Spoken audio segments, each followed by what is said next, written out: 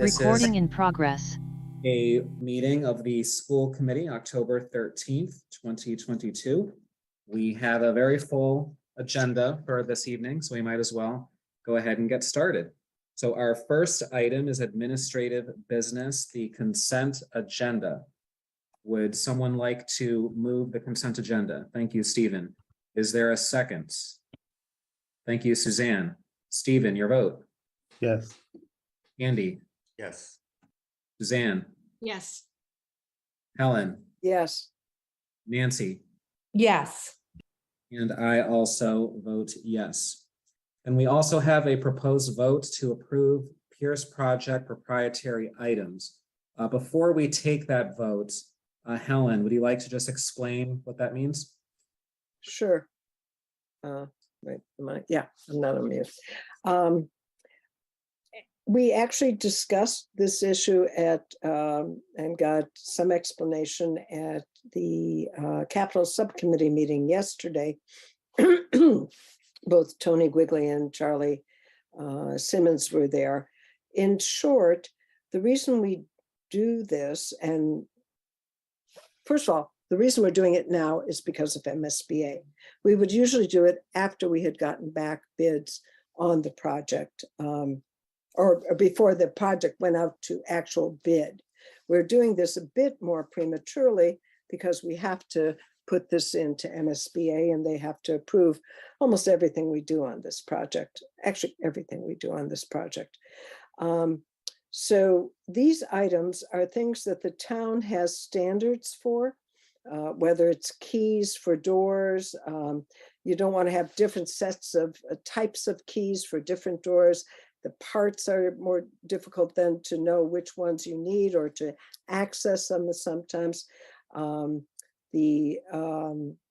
There's issues there like the control systems for the heating and ventilation, where you want to have some continuity between all the different schools and all the different town buildings. You want one person to be able to understand and run all of these systems, and not have different systems that run different buildings, etc. Also, DPW has certain standards that they use that are also included along with the fire department. So that's basically what these proprietary items are. What happens is when they go out to, if Pierce gets approved, which we are all hoping it will, then during the design, they will put these items into the design, the architects, and specify that these are proprietary items. So the people who are bidding cannot bid something of a different type or a different value even. They have to bid this in their bids. All right, thank you very much for that explanation. Is that clear? I'm not sure, because I've done this so many times that I'm not sure I skipped over some parts. No, it is. I greatly appreciate that. And I believe the community does as well, and being able to understand what that means. Stephen, you have a question? Yeah, sorry. Why does this rise to a level of a school committee vote, though? Say that again? Why does this rise to a school committee vote, though? Because it has to go into the submission. First of all, we have to approve it because we're the owner. Is there a cost associated with this that's different from a cost that's being managed elsewhere? I'm just wondering what's separate about this. Yes. What's separate, the only thing that's different is that we're doing it, we've done it with every project. Ridley, Driscoll, the high school, we've done this type of vote. Like I said, it comes usually just as it's going out to bid that we do that vote. Here we're doing it earlier because the MSBA requires us to have the full package into them. So they need to know that this is what we will be doing. And that's why we're doing it now. The school committee does it because we are the owners. We sign off on all the bills. We sign off on all the, I've been doing that for everybody, just so you know, but it is something that we vote and sign off on. Does that make sense, Stephen? Enough sense for me not. Well, no, it's so what could happen when you don't have a proprietary? Is that what the question is? So I looked at the list of items and it wasn't clear to me why this particular list of items was distinct enough from the many items that go into this project that we're not reviewing in this level of detail, but I don't need to waste people's time by asking these questions. This doesn't amount to anything significant as far as I can tell. Okay. All right. I'm happy to talk with you about it and explain. The select board and the building commission also had to take this vote, right? Not just the school committee. Yes. All right. So would someone like to I'll move the proprietary items as specified. All right. So a second. Thank you, Andy. Stephen, your vote? Yes. Andy? Yes. Suzanne? Yes. Helen? Yes. Nancy?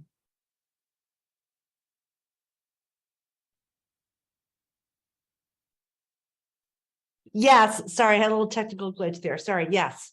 No problem. Mariah? Yes, and can I retroactively vote yes on the consent agenda too? Sure. Thanks. And I also vote yes. So that brings us to the student report with Miss Cleaves. I hope I'm pronouncing your name correctly. If not, please correct me. No, you're good. Hi, everyone. Okay. Hopefully you guys can hear me. I'm just gonna share my screen, so expect to see that in a few seconds.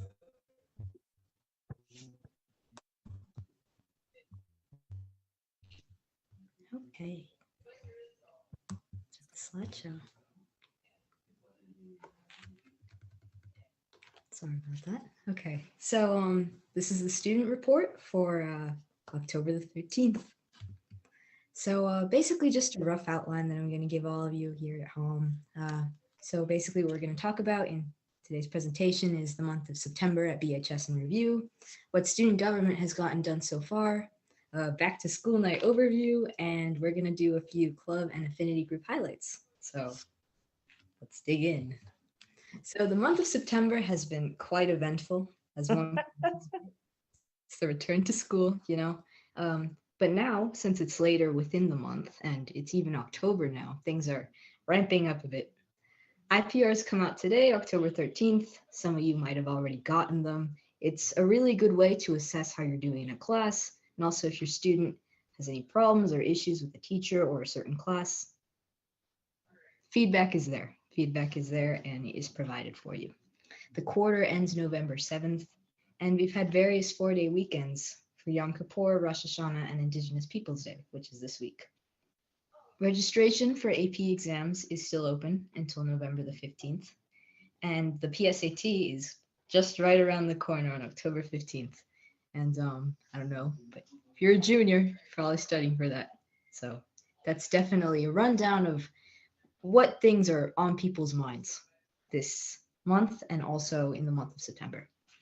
And here's a picture of students at VHS, friends. We're all working hard and having fun. That's really that's the ethos we're seeing right here at VHS. You know, we're committed, we're doing our work.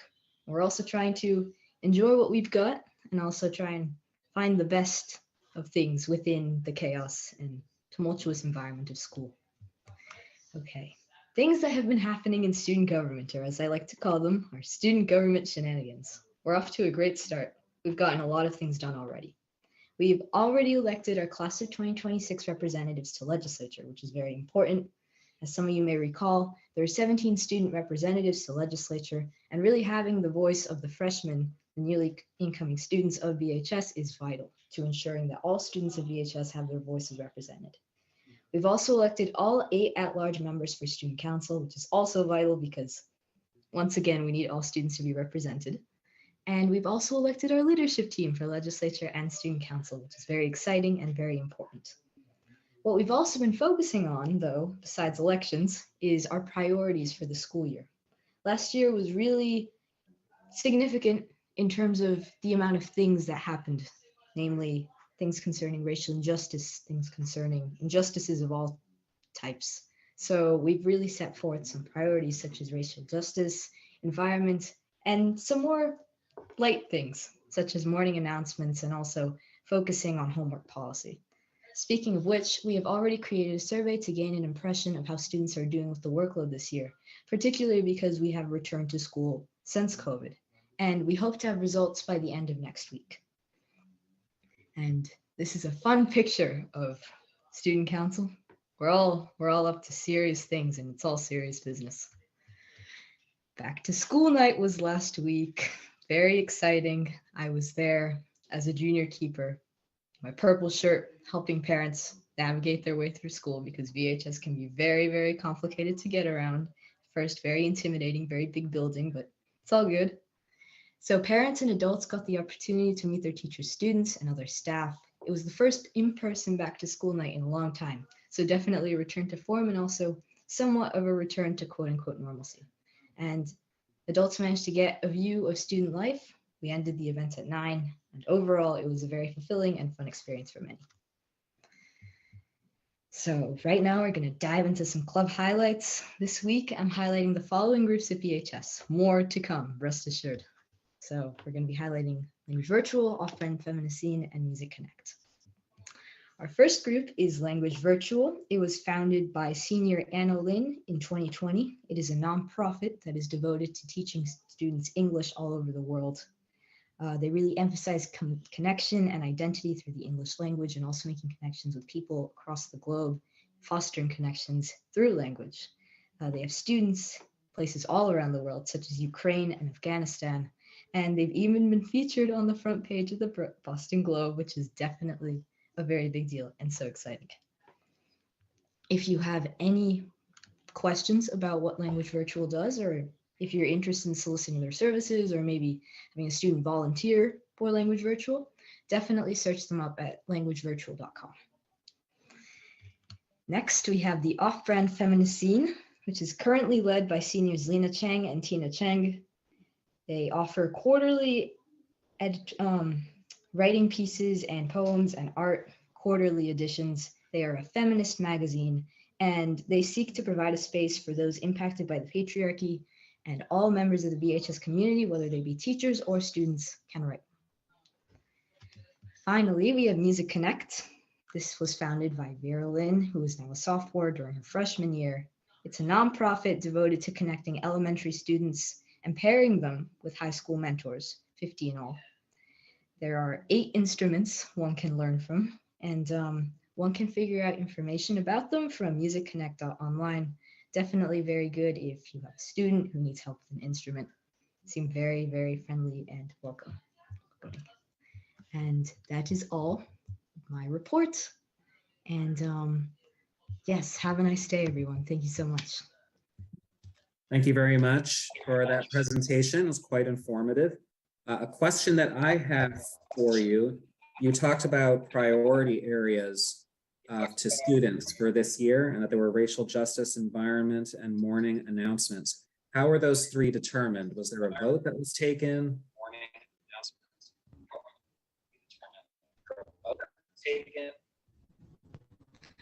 Well, in student council, we basically just went around and talked about the issues that really stuck out to us from last year, and also some issues that we decided to focus on this year.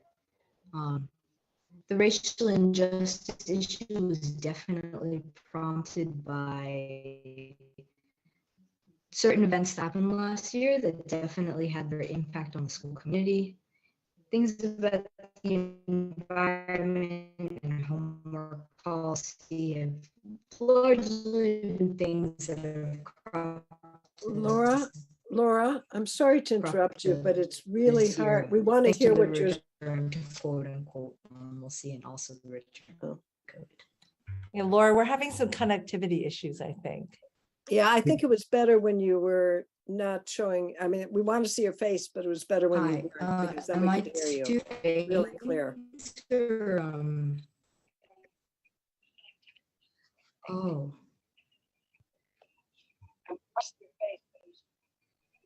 Oh, okay, great. Can Better. you guys hear me now? Yes, Is it better, hopefully? yes. Hopefully it's better. Oh, just If you want me to respond to that question, I can do so. Awesome, great.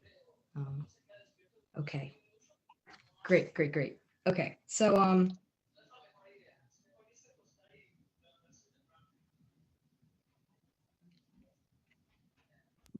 It's like hi, we're can having. you guys hear me? Sorry. Yes, I hear you. Go ahead. Oh, okay, great. Would you like me to answer the question again for those of you who did not hear? Yes, please do. We couldn't quite hear you. Go ahead. Great, awesome. Okay, so basically what we did in student council was we went around and reflected on the year before, which is largely where we got the whole idea to make racial justice one of our priorities this year, thanks to all the events that happened at the high school the year before. Things like homework policy and also morning announcements were things that we focused on this year, thanks to the return to school. Homework policy more so because of the return to COVID, and also the adjustment to our new quote unquote normal. Hopefully that answered your question. Yes, thank you. And then just a related question, morning announcements. What in particular are students looking for around morning announcements? So morning announcements at the high school are called info time, and they usually share, what's happening in school. Sometimes we have clubs, mainly just if holidays are coming up or certain like ends terms and like reminders on the quarter or when the midway point through the quarter is, things like that generally. All right, thank you. Nancy, I see that you have a question or comment. Go ahead. Oh, she answered. I also had a question about the morning announcements, and I just wanted to say, I think that what you're doing is terrific. I know it was probably a little awkward and a little hard starting out a little bit post-COVID, but I just want to say you're doing a great job. We're all very, very glad you're here, and just keep it up. Oh, that really means a lot. Thank you so much. I'll tell everybody that we're rooting for all of you. Ellen? Thank you, Laura, Definitely. Thank you. for your report and bringing us up to date on what's going on at the high school and in student government. I was curious, when you mentioned the 3 clubs, are they clubs or are they entrepreneurial efforts by students? I mean, is it something that they're volunteering or they're making money on, or how does that work? That was my question too, by the way. You said that the last one I think you said was a nonprofit. I'm just curious to know how they're structured. Yeah, Music Connect is a nonprofit, so is Language Virtual. Off-Brand Magazine is a magazine. It is a club at school. They're all like student-led groups at BHS that we wanted to highlight this week. But they're clubs that anybody can be part of. Oh, yes, definitely. Anyone can join. Okay, that's interesting. How does that work though? Is there someone at the high school who advises on clubs that want to set up as a 501c3? I believe that the nonprofit clubs are run by students, and I wouldn't be able to say for a fact whether or not there are any adult advisors for those groups because I don't want to speak for anyone, but I do know for a fact that Off-Brand Magazine does have adult advisors. Fascinating. Speak to that. Thanks, Laura. Yeah, no problem. All right, would anyone else like to ask a question? All right, well, thank you very much. Oh, sorry, go ahead, Mariah. Not a question, just a comment to say that I was at back to school night last week and I saw Laura, and I think was in the STEM Commons, wasn't it? Laura, I saw you. Yeah. The STEM atrium. Yeah. Yep. And it was a really nice event. It was really great to be back, the first back to school night since 3 years ago. So it was really great to be there. Definitely. Ellen? I'm sorry, as long as Mariah brought it up, I wasn't sure if I was going to bring it up under the superintendent's report or here, but in the past, the high school, well, this is a little distant past, probably about 8-9 years ago, the school committee used to be invited to back to school night. So for those school committee members who don't have students, it was an opportunity to go through a student schedule, get to see what it's like at the high school. I think it's important, to think about for next year. I think this year, the first year being back was, probably too soon to do that.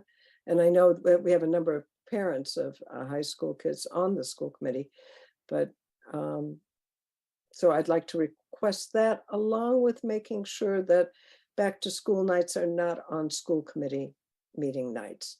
I think Miss Monopoly tonight is not with us because her back to school night is tonight. And it's a matter of just reminding the principals to avoid the Thursday that we meet in October, or the Thursdays. So thank you. All right, so thank you very much, Laura, for your presentation, and we will look forward to your next report. Thank That you. now Thank you. brings us to our next agenda item, which is the superintendent's report.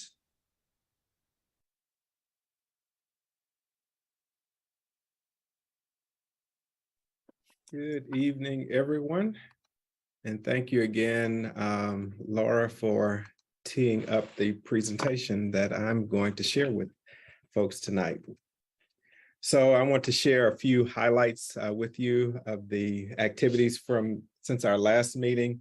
Certainly walk through some of our superintendent school visits, the 22 Metzger Fellows celebration, the COVID-19 vaccine updates, and then certainly our featured speaker tonight is our spotlight on excellence. So a couple of activities that have occurred around the district. Brookline Safe Routes to School helped PSB celebrate the International Walk, Bike, and Roll to School Day this past Wednesday.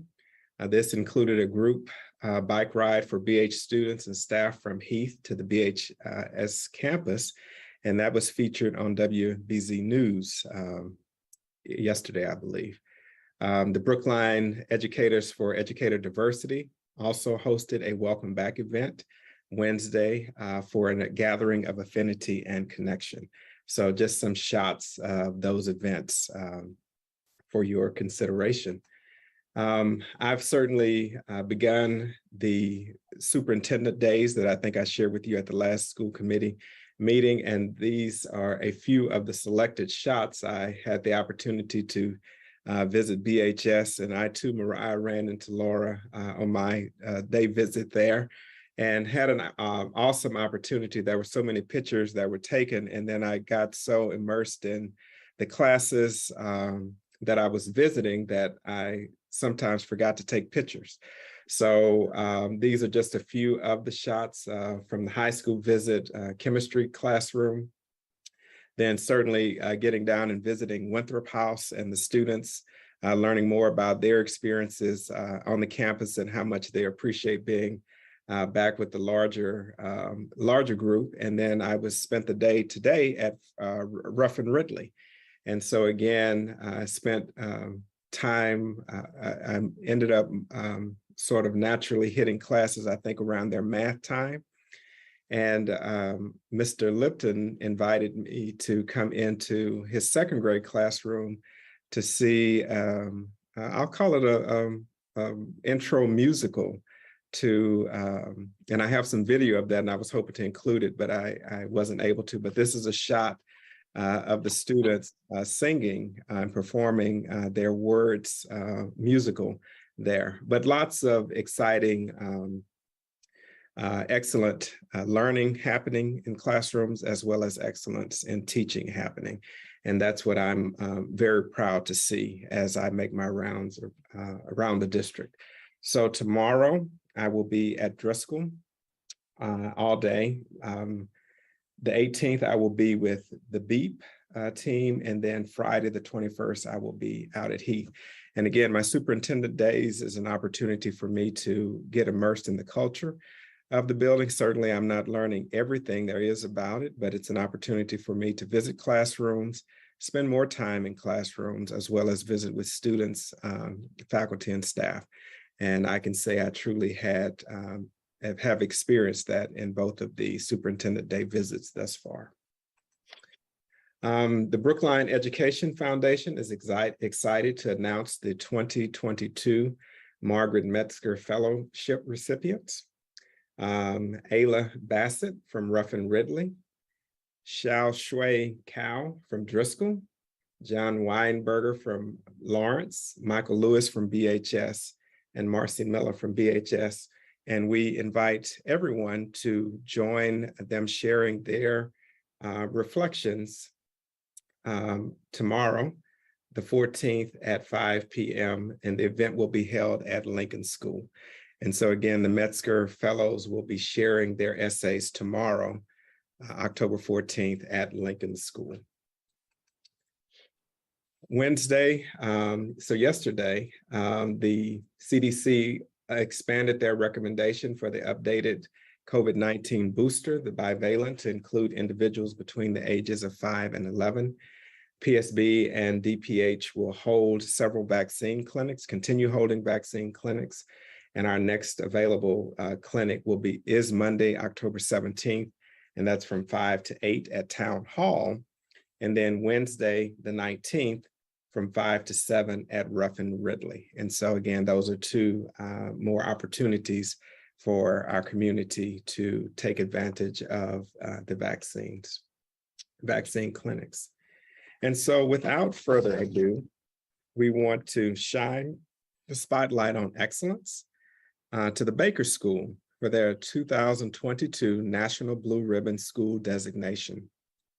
This evening, we are proud to shine the spotlight on excellence on the Edith C. Baker School in recognition of their being named a 2022 National Blue Ribbon School by the United States Department of Education. On September 16th, Secretary of Education Cardona recognized a select group of exemplary high-performing schools from across the nation, which includes our very own Baker School, a first for Brookline.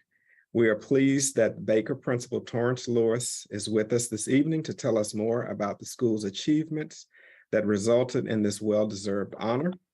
Joining Principal Lewis this evening are Joshua Howe and Allison Henry, Vice Principals, Kristen Pinto, kindergarten teacher, Laura Richardson, first grade teacher.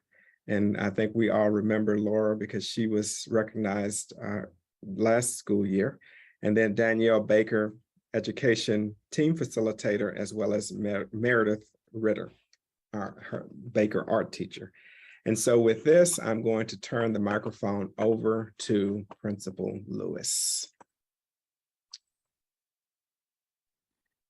Thank you, Dr. Guillory, and thank you for all the Baker folk here joining us.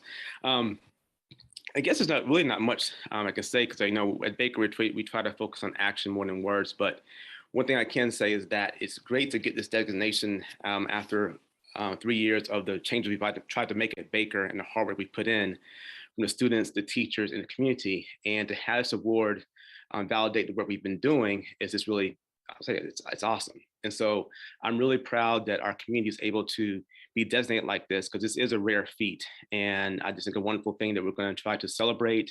And also, we haven't, we're going to keep going, because it's only the beginning, the tip of the iceberg. So we've made a lot of progress in the last few years, but we have a lot more work we want to do in the next years going forward.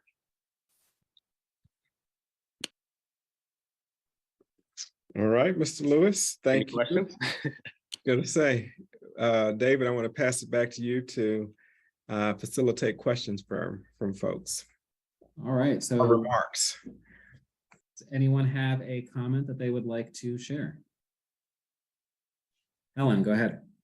Maybe you could, hi Torrance, congratulations first of all to all of you. It's a wonderful honor, but maybe you could tell people a little bit about how one becomes a blue ribbon school and what it means, and just a little bit of background. I think, for the audience, that might be an important thing. Okay, I can do that. It's for what I do is what it is that your schools are selected by the state and U.S. Department of Education based on meeting your performance targets or exceeding your performance targets, and you're designated a blue ribbon school. What we're required to do, it fell on me as a principal, and also I had some help from teaching and learning. We had to fill out like a deep summary, or overview of our school programming and what we've done over the last few years. And then they published that. And you can see the link, it's on the district website and a Baker website. They publish what our school's about, what we've done. Also, it's a brief summary as well, so other schools can look at what Baker's doing and hopefully try to ask us questions or maybe mimic some of the things we do in order to improve their programming as well. Great, thank you. Suzanne? Yeah, thank you, David. Torrance, I think you're being a little modest here. It really, I'm sure, was a lot of hard work. And I did read through the application that was another week and a half ago. I believe you did some new things around collaboration with teachers and teams, maybe grade levels or maybe by subject matter, I'm not sure. I'm wondering if you would mind if one or two of the teachers would talk about something they think that kind of helped them move in a new direction. If it was something around collaboration, or what was something that impacted them in a way that moved the school or their classroom forward? I think Josh, Josh has a good overview of this. You want to talk a little bit about some of the changes we've made over the last few years?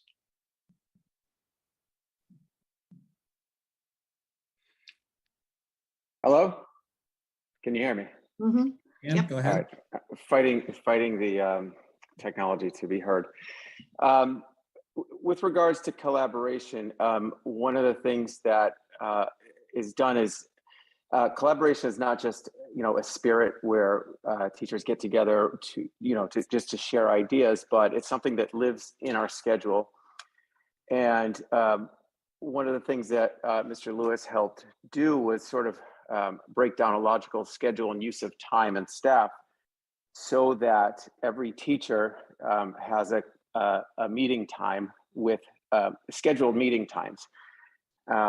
One of them being with an administrator they work closely with and a school counselor so that they can discuss student issues in the classroom, which also feeds the school counselors teaching because we've added a teaching component where they can work on social emotional learning by entering the classroom and designing lessons that focus on what the teachers are reporting. In addition to the time with the school counselor and the school leader, they also have consultation time built in the schedule with their special educators and additional times where they can meet with EL instructors or math and literacy interventionists. So all of this happens within a scheduled week so that there can be quick responses and responses that are designed to the needs of the teacher. I leave anything out there? Yeah, thank you. I think, if you don't mind, Torrance, I think Laura Richardson had her hand up to respond. Thank you, Josh. I don't know, Laura, putting you on the spot. No, it's totally fine. I certainly couldn't say it any better than Josh did. I could just like to echo his words that some of the important changes that our leadership team have made have been so impactful as educators, because we've always worked so hard to collaborate at Baker as we do across our whole town of Brookline as teachers. However, having those set times in the schedule is an absolute game changer because everyone's on the same page. We can expect when those times are going to be, and the kinds of work we've been able to do as a result of those scheduling changes has been hugely impactful. So it's just a small piece of the greater gains that we've had in the last few years, but it's been a really critical one. Thank you. Congratulations again to the entire community. I know it was everybody, families as well. So thank you. Stephen? Yeah, congratulations. That's terrific. I would love to hear more on this topic. Principal Lewis, did you have to deprioritize anything to create this time? I mean, we all know that time is incredibly precious for teachers, and it's hard you just can't just grab some collaboration time out of thin air. So how'd you create that collaboration time? That's great you asked that. So because in the process after we're designated, they ask like the question they ask, and you'll see it in I call it the deep summary. Like what's the one ingredient that your school made the difference in your school? And I reflected for a while about that and actually asked around, and it kind of came to the conclusion that we basically overhauled our K-8 schedule. And that included making smaller teams in grade 6 and more teacher-focused, student-focused teams in grade 7 and 8. And then we also leveraged better time in terms of Spanish and other subject areas in the elementary school to allow teachers to have that critical consultative and collaboration time.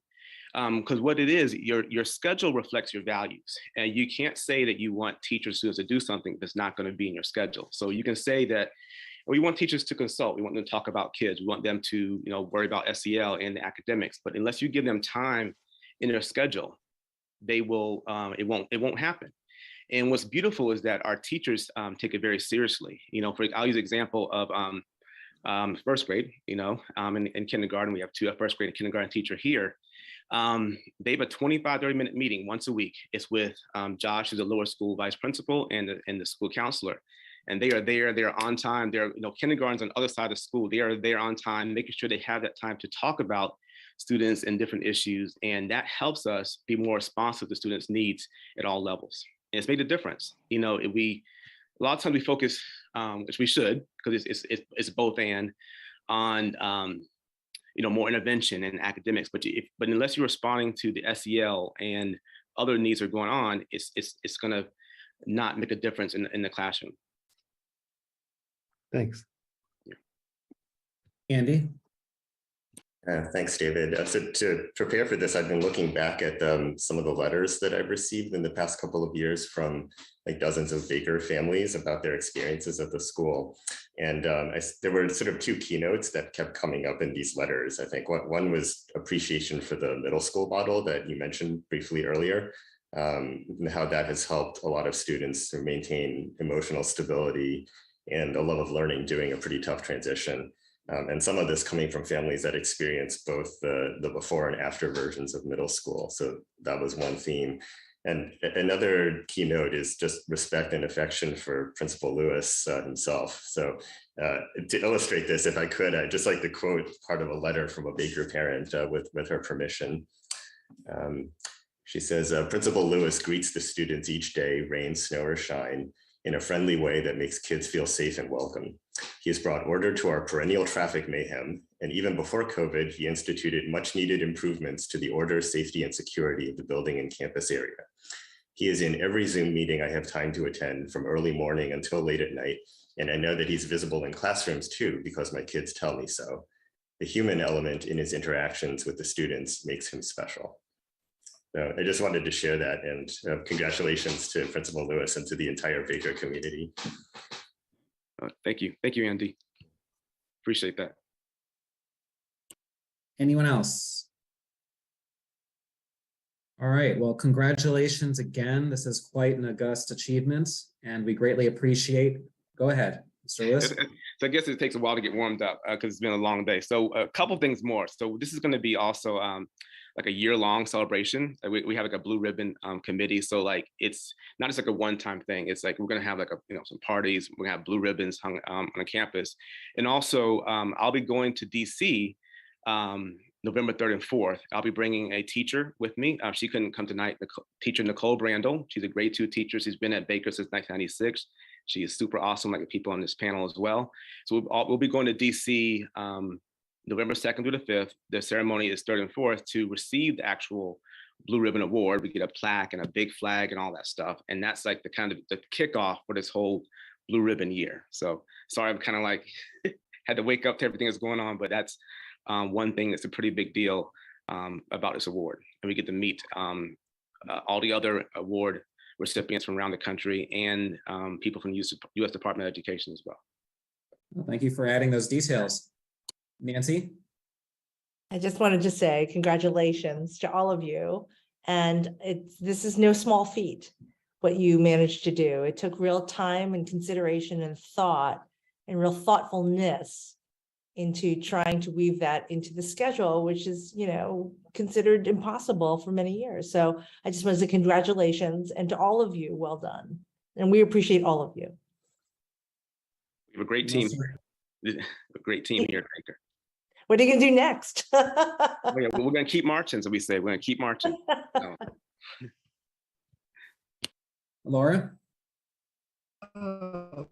Yeah, I'd just like to say that as a Baker alum, I'm definitely very proud of this accomplishment, and I would just like to say that I'm very thankful to all the adults involved.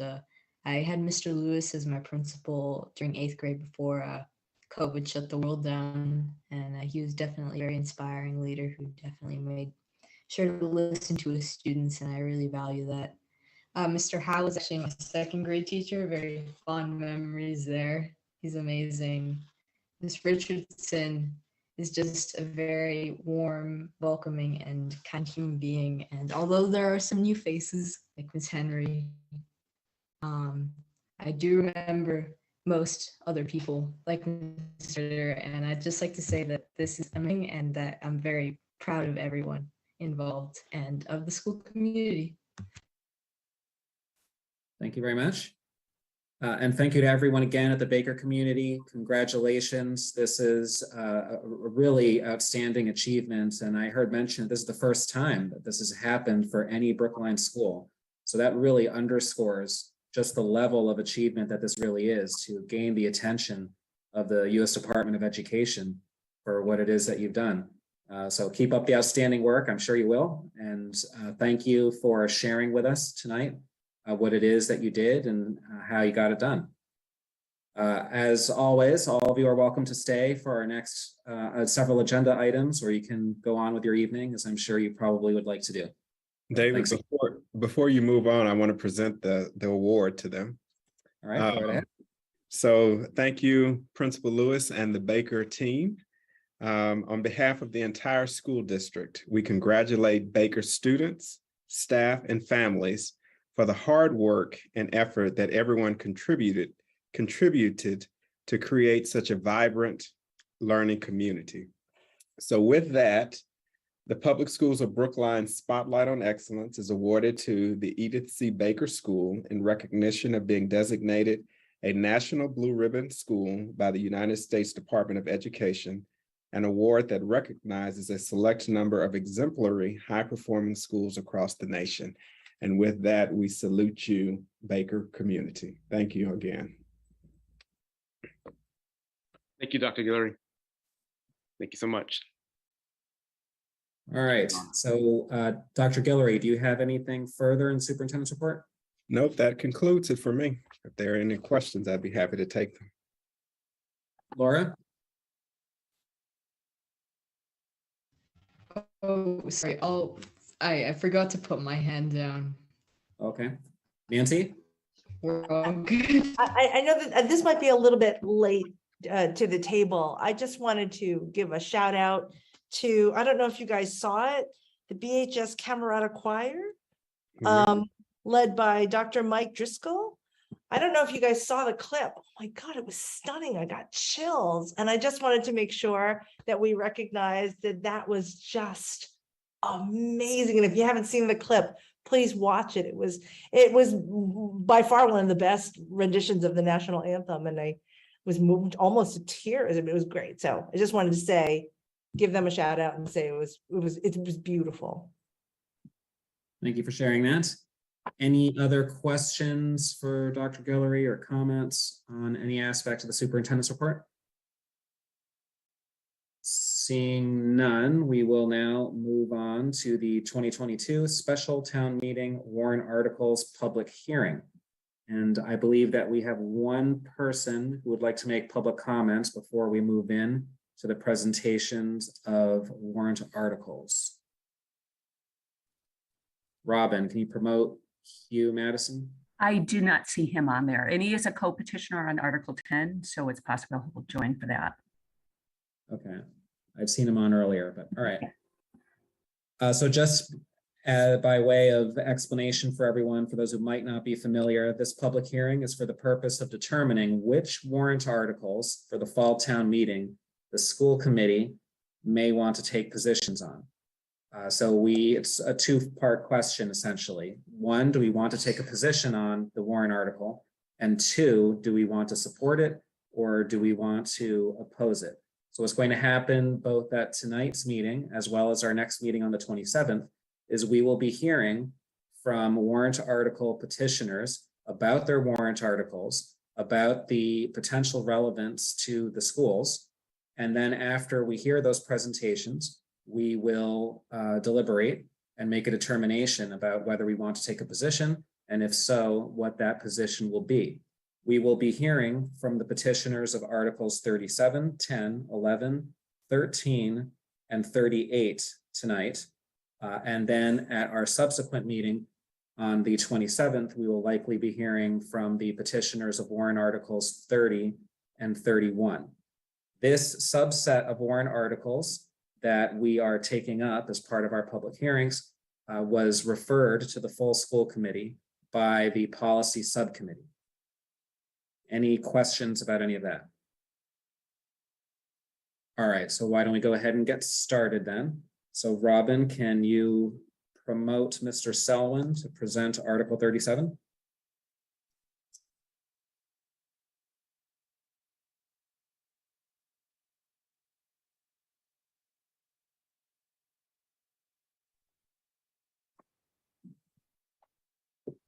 Good evening. Can you hear me? Good evening. Yes, we can. My name is Lee Selwyn. I'm a town meeting member from precinct 13. I'm also a member of the advisory committee, and I've been on the advisory committee since 2009. And thank you for the opportunity to discuss Article 37 with you. I know I only have a limited amount of time, so I'm going to use that time to focus on a couple of key points. I've provided my slides there. I understand they're in your packet. I don't know if we'll get to them or not. First, I should report to you that Article 37 was considered by the advisory committee last night. I'm sorry, Tuesday night, and by a vote of 21-4 with one abstention, the advisory committee is recommending favorable action. So there is broad support on the advisory committee for this article. The school committee has, by statute, authority with respect to how it spends the money that is allocated to it for the school budget. However, the authority to determine how much of the total town resources will be allocated to the schools is exclusively held by town meeting. Over the last 7 or 8 years, and my slides that I've provided to you demonstrate this, the school budget has been taking up a successively larger share of town revenues, town resources. And one of the consequences of that is that town departments have found themselves in a position where they are unable to pay competitive salaries, where they have equipment that has been need of repair and can't be maintained, or that needs to be replaced and can't be replaced. As a general matter, non-school town departments find themselves being squeezed by the allocation that is being provided to the school department. Since fiscal 2015, the school budget has increased by about 65% in current dollars, whereas the rest of the town has increased by only about 31 or 32%. So the disparity between the allocation of funds to the schools and to the rest of the town has been a long-term problem. What my warrant article, which is supported by several other petitioners, including Jocelyn Murphy, who's a former town council, and Neil Gordon, seeks to do is to give town meeting the ability to get a better understanding of the why it is that the school budget has been escalating to this degree. I served on the 2014-2015 Override Study Committee, and at that time, we were advised that the school budget was being driven by a significant enrollment growth, and as a result, in that override committee recommended both a debt exclusion override as well as an operating override. But in the subsequent years, the predicted enrollment growth that we were looking at back then has not materialized. It went up a little bit a year or two after that, but then it leveled out. And in the last 3 years, it has dropped significantly. And yet the school budget continues to escalate. And we need to get a better understanding of how this is, why this is, and get us to a point where town meeting is able to prioritize its support for the schools relative to the needs of other town departments. This is something that has really not been done up to this point, because as a general matter, we've been handed a school budget and have been told pretty much that that's the way it is, and we've been asked to work with the remainder to support the rest of the town functions. That's, in a sense, an abrogation of town meetings, both responsibilities and authority. And what this warrant article would do is empower if is ask the, as a resolution, it would request that the advisory committee undertake to develop the scope of work for an outside consultant to develop a significant review of the school budget, to undertake a study that would be funded by the town, and that would be overseen by the advisory committee acting in its capacity as the town's finance committee. The process would, if town meeting approves this resolution, the advisory committee would come up with a proposed budget that would be considered by town meeting this coming spring, and if funds are authorized, the study would be undertaken in fiscal 24 to be implemented and used to guide the budget allocation for fiscal 25. Finally, I understand that the school department is maybe initiating a budget review type of study on its own. Mariah has met with us and talked about this, and I don't have any objection to that. I think it's a good idea, and I think it can contribute to the effort that I'm proposing in this warrant article. But on the other hand, it's not a substitute. The priorities of town meeting and the priorities of the school committee are decidedly different. Town meeting has to be concerned about providing adequate resources to other town departments. That's not something that's within the scope of the school committee's responsibility.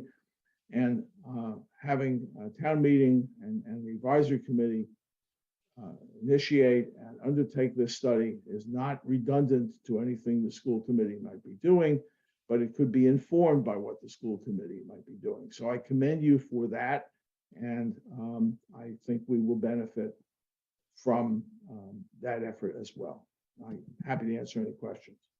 All right, thank you. Mariah? Thanks. I just wanted to make a couple of comments following Lee's presentation. So I have attended both the subcommittee hearing, advisory subcommittee hearing on Lee's warrant article, as well as the full advisory committee meeting the other day. And this first came up as well at our finance subcommittee meeting of last month. We also discussed, as Lee mentioned, the plan to do, a hopeful plan to contract a consultant to, sorry, there's a little bit of a distraction at home, to be able to do some of the looking into where we could be further identifying efficiencies, or how we could be considering different ways to do things to bring the most value out of the PSB budget. And one point I just want to make, though, is that we have spent actually a significant amount of time already and done a lot of work on efficiencies. And I just want to mention some of that, because I think that there is this ongoing perception, well, somewhat what Lee said about how the school's budget, the schools get what they want, and the town is left with the remainder. And I just want to remind people that just going into the past year and focusing on that as a place to start, PSB actually didn't get any increase past what it was originally given to it in the town school partnership. So certainly there was no additional consideration given to PSB. And then the budget process ourselves that we had last year, I just want to give some examples of where we've been scrutinizing our own costs and efficiencies already. For example, and I think we're going to talk about one of these later on, we've Linus and his team has been doing program reviews. So there was the program reviews of special education, middle school, English language is going on.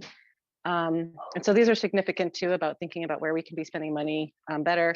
I know that Office of Teaching and Learning has been working on scheduling to think about how to reduce staff travel time across buildings, for example. I just want to remind everyone that we've been very focused on enrollment and have gone from 270 pre-pandemic K-8 sections to, we budgeted for this year for 237 K-8 sections for this year.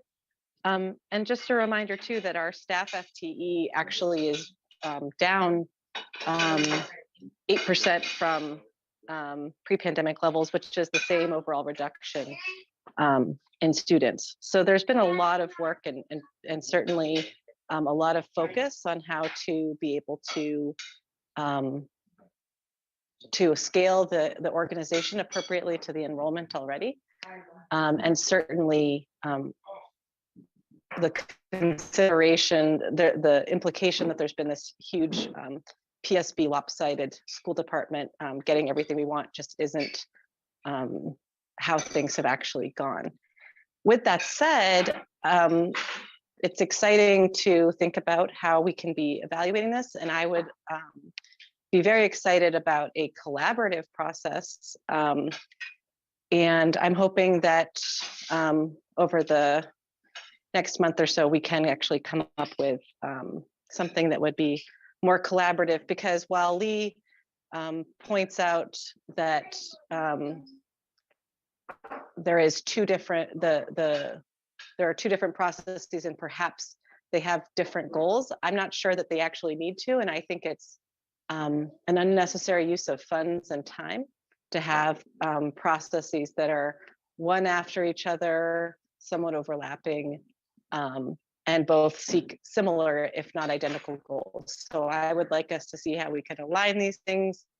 And certainly any sort of review should have the same sort of subject matter expertise that Linus has identified, and that we would all certainly support. We just don't want to have someone coming in looking at efficiencies who doesn't understand how school districts work.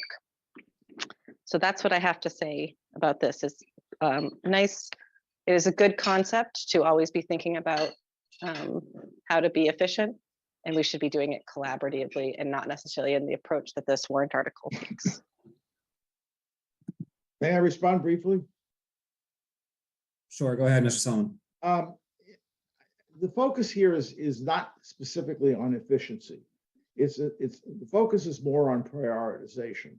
How the town should be allocating its resources to accomplish various objectives. Should we, for example, be laying people off in the library? Should we be deferring the acquisition of new equipment for the fire department or the police department? The school department has made decisions as to ways in which it feels it needs to spend money, issues like class size, for example, and various programs. And what this warrant article would do would be to provide town meeting with a way to evaluate the priorities that the school department has set for itself against priorities that other departments have set for themselves, and decide what town meeting and what looking for the town overall considers an appropriate balance of the priorities of the schools versus the needs of other town departments. Efficiency is part of it, but certainly not the only thing that this would be looking at. And I would just point out that the resolve clause doesn't talk anything about balancing priorities. It specifically focuses exclusively on the schools.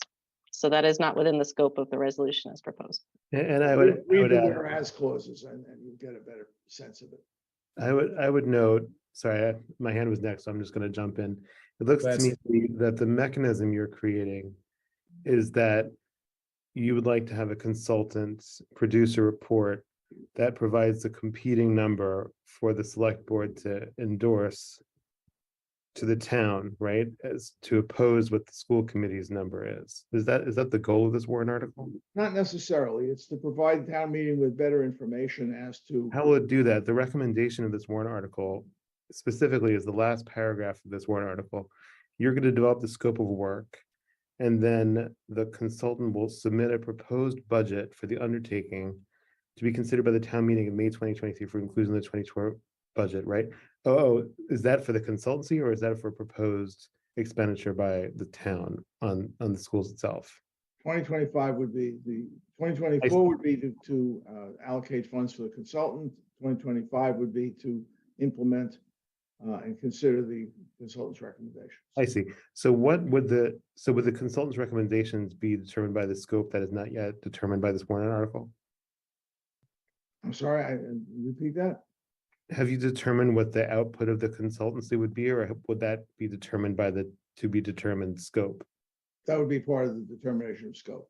Okay, thank you. Suzanne? Yeah, thank you, David.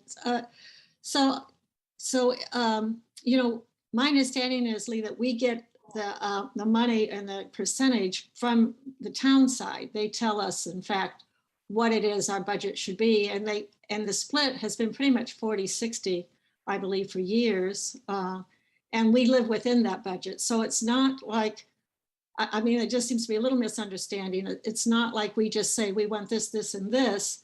We are told the budget, and then we argue whether we need more or seldom less.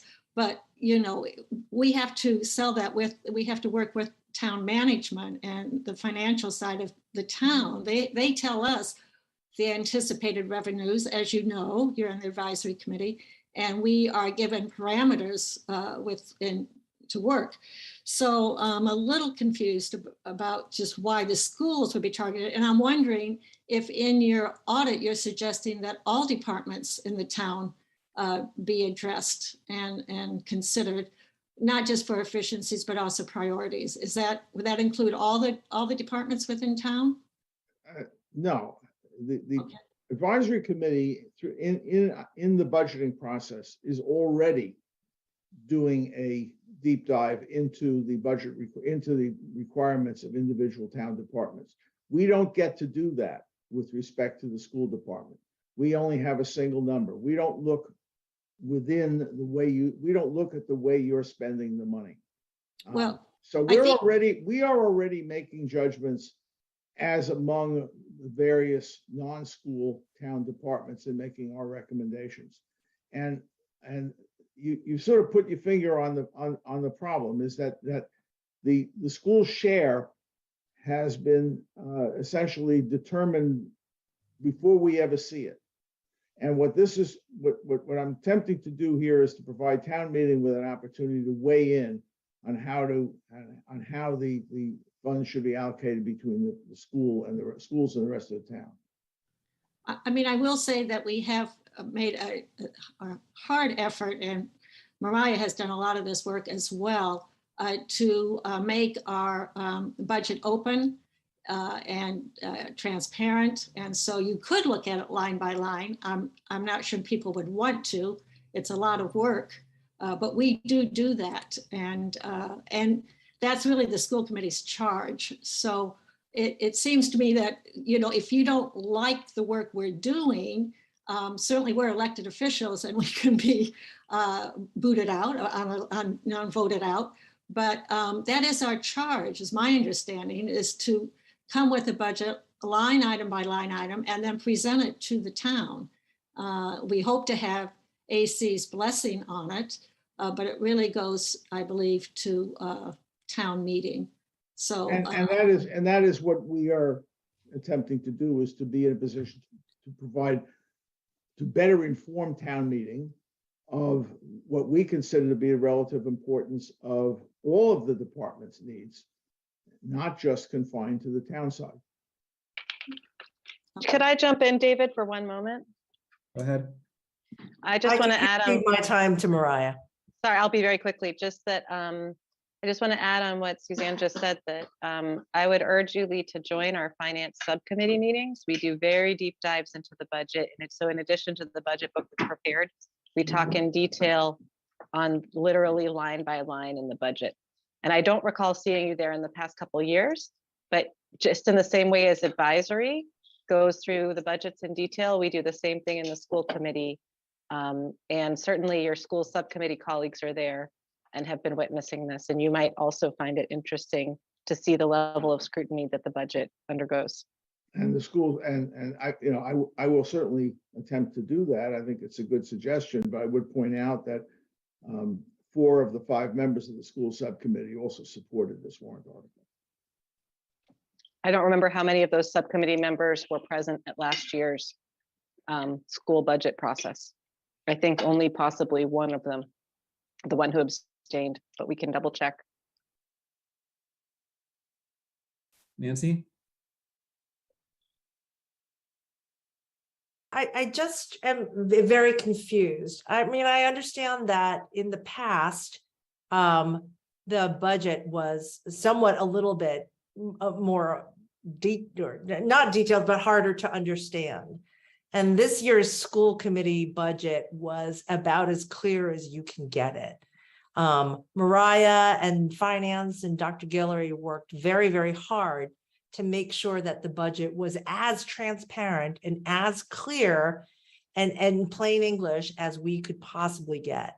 And as a town meeting member in precinct 13 as well, Lee, I'm confused as to why the town would want to spend further town monies to hire a consultant to see why the budget could be more clear to understand whether or not that money is better spent elsewhere.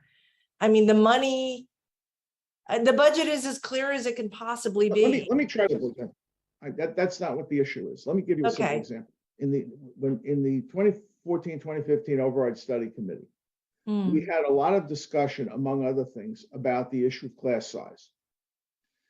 And you have over the years adopted target class sizes, and you have the prerogative to do that, and I'm not questioning that. But for example, if instead of a class size of 19, you went to a class size of, let's say, 21, that could represent a fairly significant impact, a positive impact on the school budget requirement. Now, to me, this is something that is the determination as to the town's priorities and is a town meeting type of judgment. And if town meeting would rather continue to allocate funds to the schools to maintain a 19 student average enrollment per class, that's its decision. But if some significant amount of money, $10-15 million, I don't know how much, could be saved if that objective were to be modified so that funds could be allocated to meet needs of other departments. That's the kind of issue that I think town meeting has to be informed about. And the purpose of the consultant would be to try to identify those kinds of decisions and priorities and to estimate their potential financial impact. And looking at the budget, the budget book as presented doesn't necessarily help us do that. So all we're trying to do is to give town meeting the opportunity to weigh in on how to prioritize the needs of the schools and the legitimate objectives of the school department versus the needs and legitimate objectives of other departments. That's all. So Lee, if I'm hearing you correctly, and correct me if I'm wrong, you're saying the purpose of this warrant article is to analyze why the school budget has remained the same, given that class sizes have gone down post-COVID. Hold on a second, sweetie. And post-COVID, so basically, if I'm hearing this correctly and interpreting what you're saying, that the reason why the school budget should go down commensurately is by laying off teachers. Is that what you're saying? I'm not saying anything at that level of detail. What I am saying is that when I looked at a succession of school budgets and over the past 8 or 9 years, and in your packet, I provided you with my charts, what we're seeing is a continuing escalation of dollar amount of the school budget, of the share of the total town resources that are being allocated to the school department. And yet we didn't see the enrollment growth that in 2014, 2015, we were being told was the principal driver.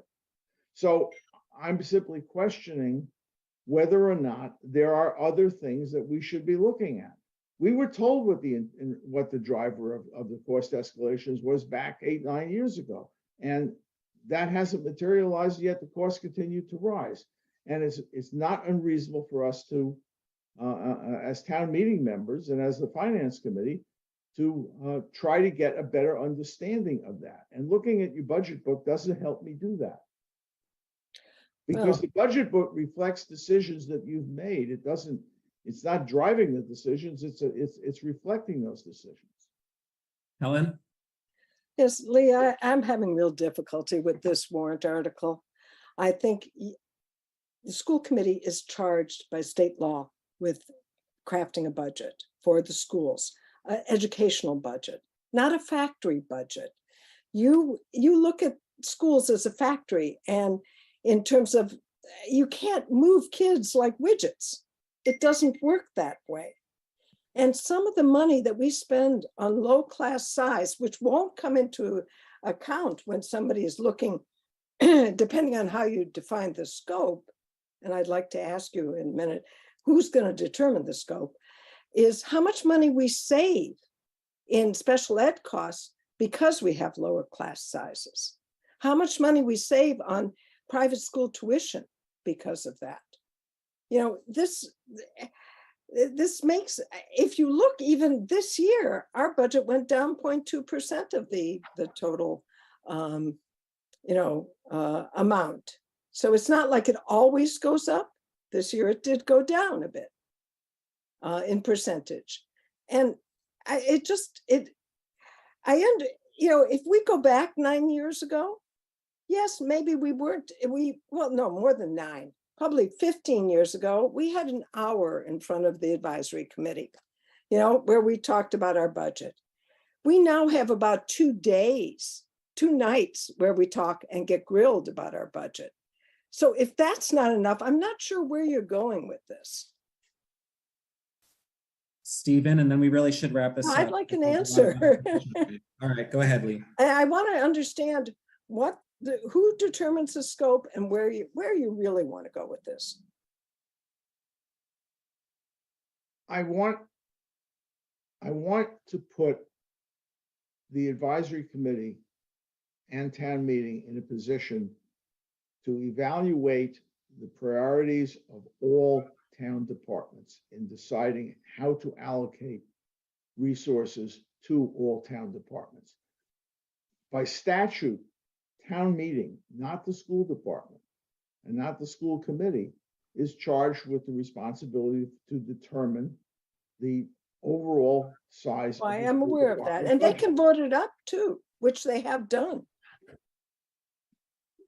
I think, to me, David, the bottom line is to inform them in this way is not really to inform them, because this conversation is happening and it's happening very thoroughly and consistently, and even more intensively now that Mariah and Dr. Guillory's administration is here and committed to transparency. So it's clear that the purpose is not, I'm sorry, Mr. Selman, to provide this information, because the information is here and readily accessible to anyone who attends these meetings. So this is clearly a stalking horse for a conservative agenda that's looking to defund public education in Brookline.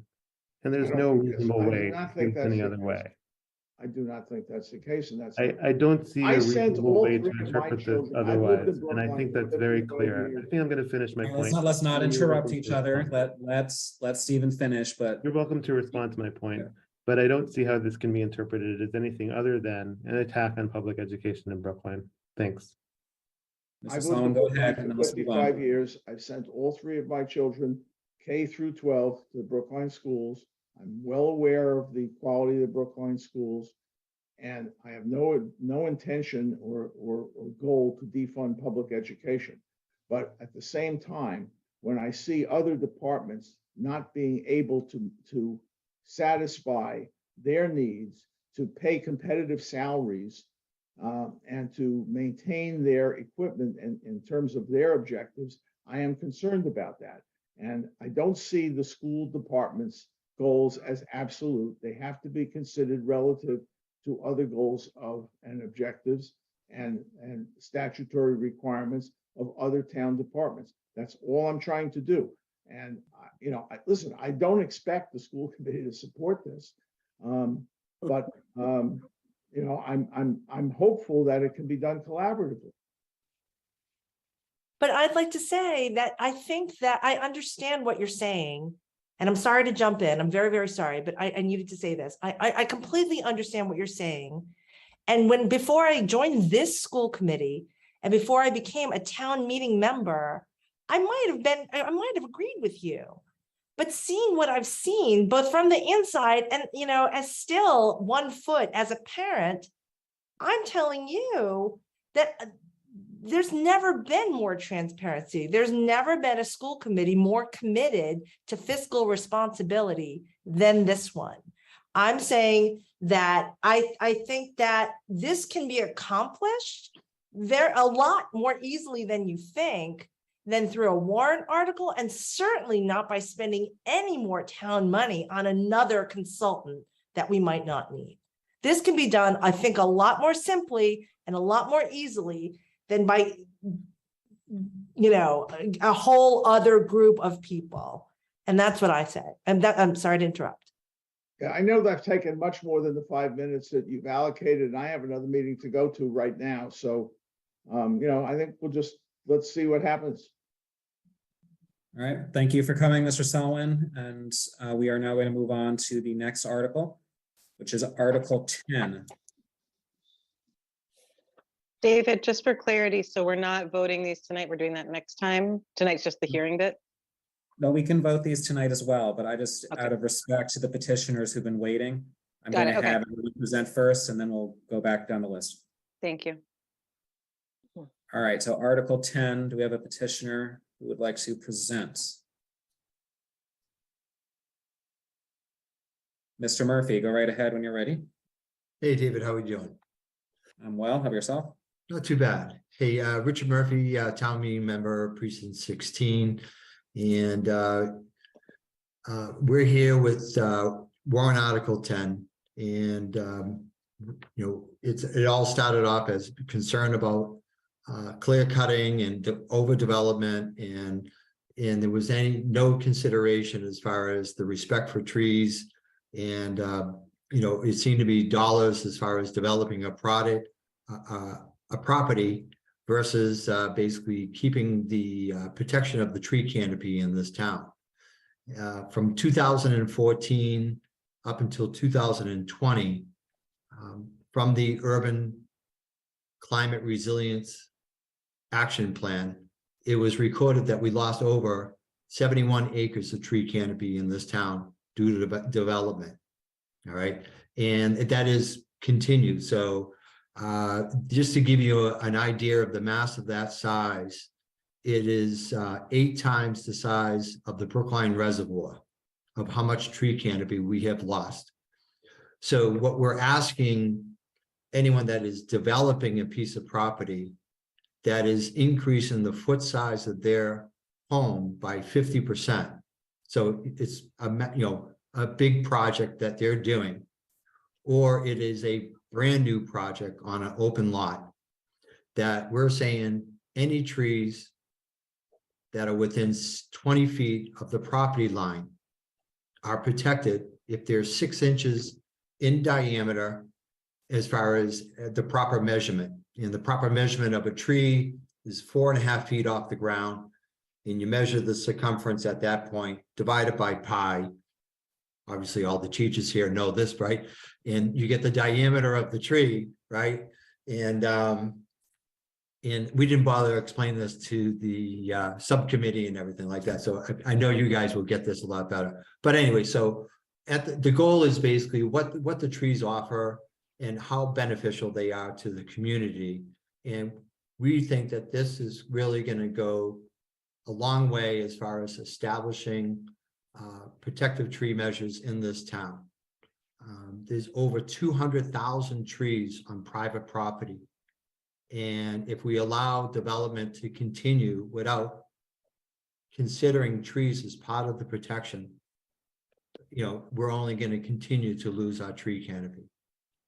So through this warrant article, there's 3 measures that a homeowner or a developer can take. If there's a tree that's 6 inches in diameter or greater, and they wish to remove that tree, they can. There's a mitigation process that takes place. They can either A, replant another tree that's at least 3 inches in diameter, And for every tree that they take down, for every inch, they have to replace it with a half inch of one other new tree. So it's almost like they have to replace 50% of what they take down. Or they can talk to their abutter and say, with their permission in writing, they could actually plant a new tree on their next door neighbor's yard. Or the last measure is they would contribute into the tree fund. And so for every inch of tree that they remove, there would be a administrative fee of $500 for every inch of tree that they take down. Now, this can be expensive as far as if you want to try to clear cut a lot of any tree that's within 20 feet of the perimeter. But it is basically to incentivize, basically to maintain and respect the trees and find a way to basically work them into the plan. The additional thing that they have as far as within a developed area is for the trees that they're preserving, that they need to protect the root system around that tree during construction. And it's called the Save Tree Area. And this is defined by the drip line, which is basically the furthest reaching out of the branches and down to the ground. So for a big tree, it would be a big area. For smaller trees, obviously much less. And that's pretty much the majority of what this warrant article offers. Again, it's developing any piece of property that's 50% more as far as increase in the footprint of a house, completely new development, and this only affects residential properties. Oh. Any questions? Go ahead, Helen. Yeah, that last piece was the part that I was sort of interested in. So it does not affect the schools. It does not. Actually, if you think about it, if you have residential properties all around these schools, this is actually going to ensure that you have tree protection as far as like shade and, which is important to the playground area and even, anything. And we plant trees. We plant trees when we build new schools. So that's great. I mean, that's important, but sometimes the trees are in the wrong place. Yes. Type of thing, but in the trees have their life cycle too, right, so of course. Yeah. I mean, we had to take down a big one in the quad just recently. Yeah. And we're planting new ones, but so you're saying it doesn't affect the schools? It does not, no. And I think there was a question about if the school, for an example, happened to acquire a piece of residential property, well, then the rezoning of that piece of property would exempt them from this bylaw. Okay.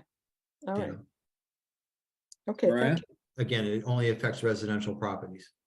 I have one question, which is that yesterday in Capitol, we were looking at the roofing CIP. Bear with me, because we'll get to why this might be related. Okay. And the roofing plan for the following year, not FY24, but FY25, included rental properties. And I said, what rental properties? And Charlie Simmons, who's the director of public buildings, said that the town owns multiple properties, and he listed a couple of addresses off, and I didn't catch them all, but one was on Avon Street, I think, and one was on Acres Avenue, and Newton Street. And I don't know if any of these are residential, and so to whatever extent there is any sort of implication on residential properties that are owned by either the town or PSB. I'm just throwing that out there. Is there an issue? Because in theory, and for example, the Oak Street properties were residential that were owned by the town. I think that they have been sold, but I'm just wondering, I guess my point is to say that there is possibly an overlap here, and we should make sure that we're clear on that overlap case. Yeah, I mean, I actually grew up at 55 Newton Street, one of the houses that are owned by the Anderson estate. And when it was willed to the town of Brookline, along with Avon Street and the other houses that are on the property, there was 5 houses in all. They were heir to the town with the understanding that they need to maintain them and rent them out to people in the conditions behind them too.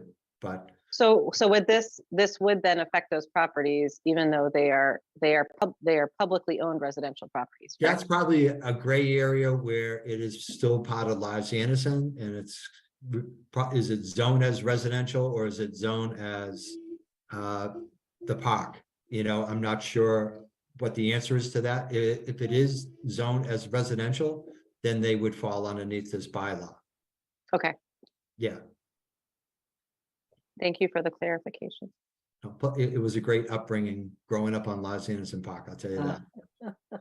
My mother would be out there 4:45 with the cowbell. All right, everybody in the whole neighborhood knew it was up. Mrs. Murphy's ringing the cowbell. Time to get home for dinner.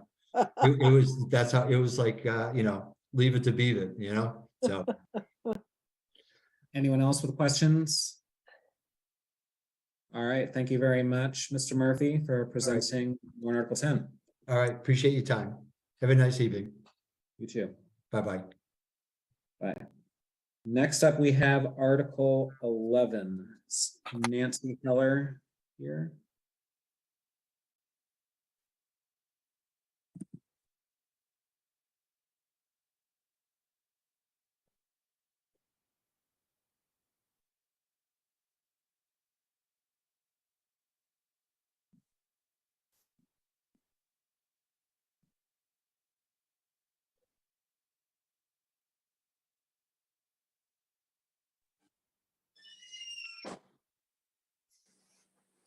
Good evening.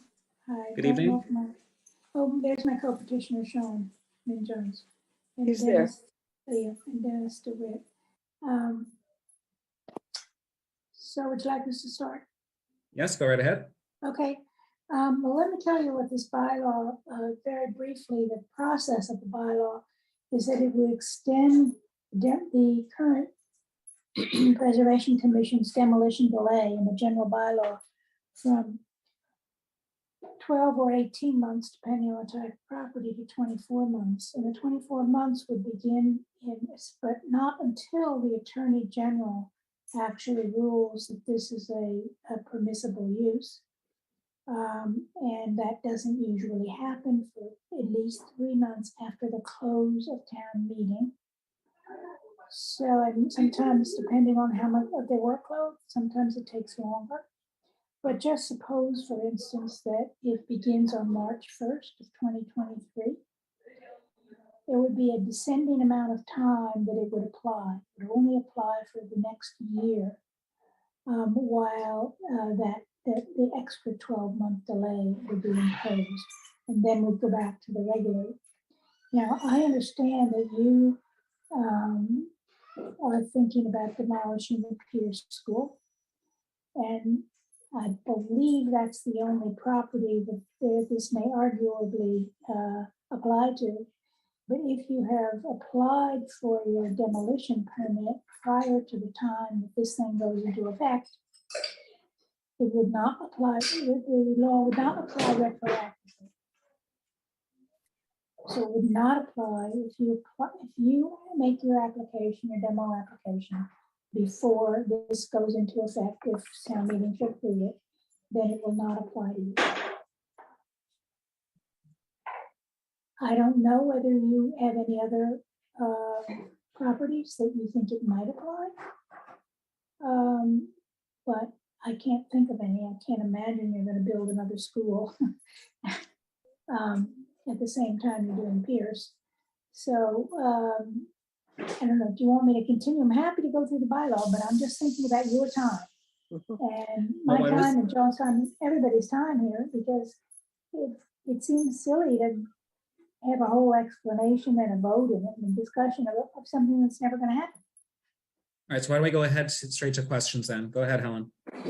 So 2 things. One, we've already applied for the demolition for the Pierce School and the partial demolition of the Pierce Primary.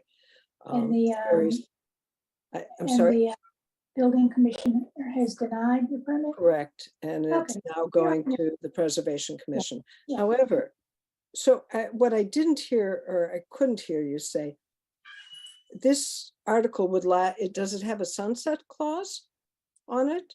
Or? Yes, in effect, the sunset clause. It's a 12-month delay that begins right after the Attorney General approves the bylaw.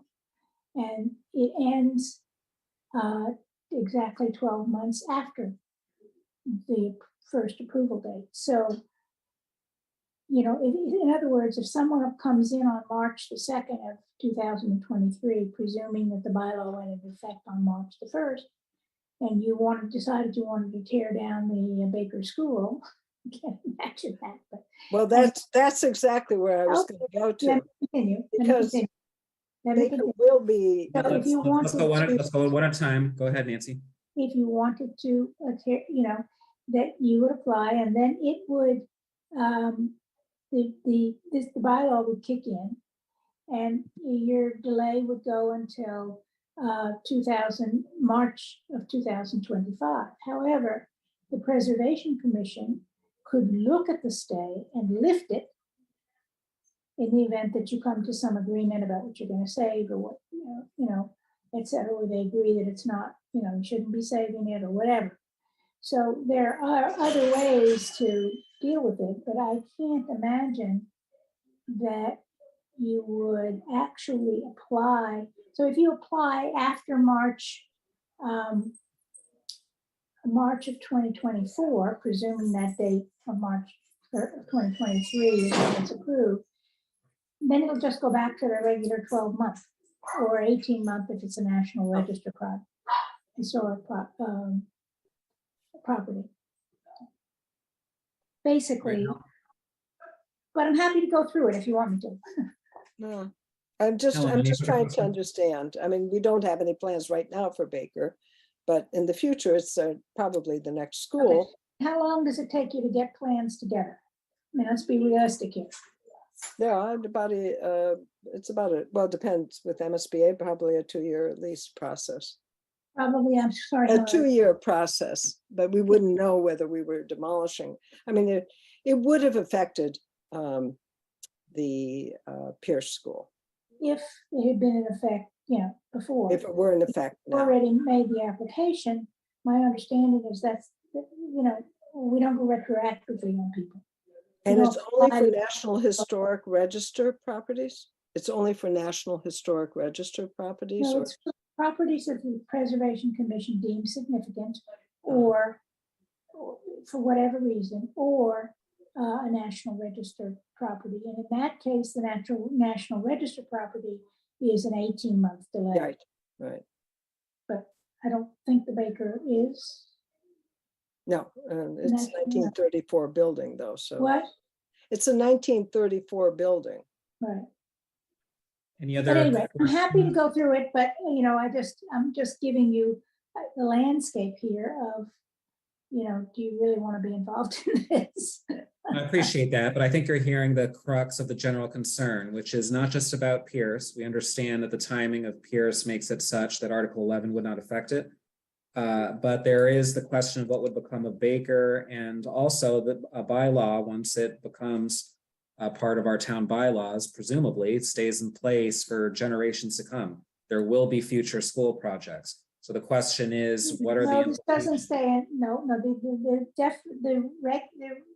the preservation bylaw that's in effect now will be in effect presumably unless town meeting changes it. The only thing this does is add a 12-month period for a year beginning on March 1st or whenever the Attorney General says so, to the next, for the next 12 months, adds a year. That's it. And then If- it's sunset. It's The sunset. extension only applies during that period. And the extension gets shorter and shorter as you approach that sunset date. Okay, all right. And then it goes so away then, entirely and it even if reverts it to the was in current bylaw. 2020, It's even if- really hard to explain exactly how long the additional period is for different delays during that period before you get to the sunset. And that would probably take 10 minutes to do. But the important fact is, first, it's a temporary extension of the delay.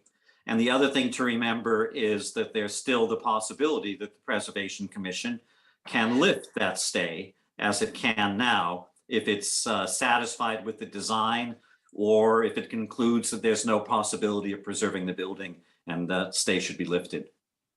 Or it doesn't what find the building significant. I mean, if it. Well, then it wouldn't even impose a stay. At what point does the additional 12 months get suspended completely, where there's no additional 12 months? Is that 2025? 1 year after the Attorney General approves the bylaw.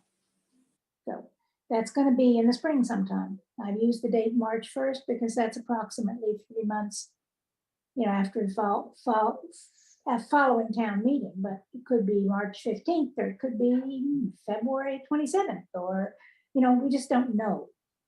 We can't know, but if we didn't feel we can't begin it until the Attorney General gives a stamp of approval. So far, Town Council has said they don't see any problem with it. So we're assuming that it will pass muster if town meeting adopts it. What was the purpose of having this sunset clause for the extra 12 months? So why would you only want the extra 12 months for a limited period of time if the concern is about development and demolition in general? Concerned because we want the town to consider many things, including whether or not there should be a longer one, whether it should be limited to small residential buildings, whether it should, if this were a zoning article, it would probably exclude your project because of Dover. But, and that's why I think actually 13 probably doesn't apply. But,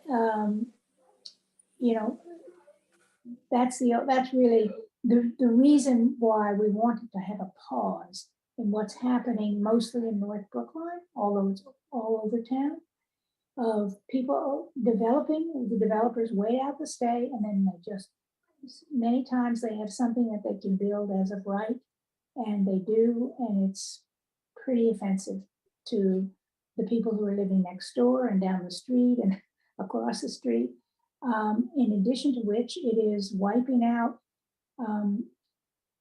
moderately priced rental housing, because many of these demolished buildings are 2 and 3 family, and an owner lives there and they rent out the other units at a fairly moderate price. And they're being converted into 2 and 3 family condo units, huge condos, luxury, costing over $3 million a piece. It doesn't seem to us that that meets the town's value of encouraging affordable housing, which is obvious. We would like to do that as well. So this is nothing to do with trying to discourage affordable housing. We want to encourage it by, hopefully, if you preserve the building and there's less cost to it, perhaps the developer can figure out a way to have an affordable unit in there. But, these are all things that take time to work out.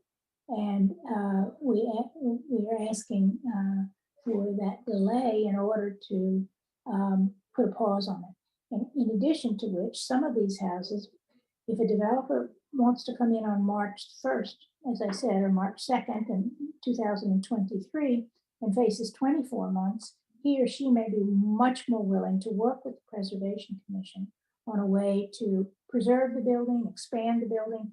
And the Preservation Commission, I've learned a lot actually. Preservation Commission does a very good job when they get the opportunity, when the developer will work with them to come up with a design that is much more compatible to the streetscape, does expand the property, the residence, but does it in a really, in a way that helps the neighborhood. And in addition to which, we've not even talked about the climate issues. We know that the greenest building is the one that was already there. And to retrofit it is a much better idea than to tear it down, because you're losing all that. You're basically wiping out the carbon footprint that you had before, and it's already added to the atmosphere, and now you're imposing another huge one. So there are many reasons to do it. And I can go through it a little more thoroughly if you prefer, but I think that's one other important thing to mention, Nancy, because you've made the good case for why we shouldn't, be on a binge with demolitions, and we might want to slow the pace. But Article 11, as Nancy said, really is a temporary pause. Article 12, which I know is not on the agenda tonight, is a resolution now that calls on the planning department to look into ways to, prevent at least some demolitions and to try to change our bylaws so that we could do that. And the two go hand in hand. We'd hope if town meeting votes for both of them. 11 extends the demolition delay and maybe preserve some buildings that would have been torn down in that interval. And during that interval, we look into some ways in which we might be able to change zoning that would make it less likely that buildings would be torn down. And Nancy just gave a lot of the reasons why we think this is a good idea in general. But the mechanics are pause with 11 and then plan with 12 and come up with some solutions. 12 wouldn't really apply to you because it's a zoning law. Even though it's a resolution, it's a zoning resolution. So you have the advantage of having Dover to cover your situations because you're an educational institution.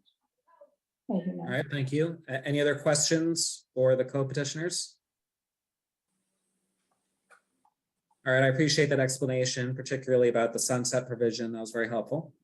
And we will now move on to Article 13. We have a co-petitioner for 13.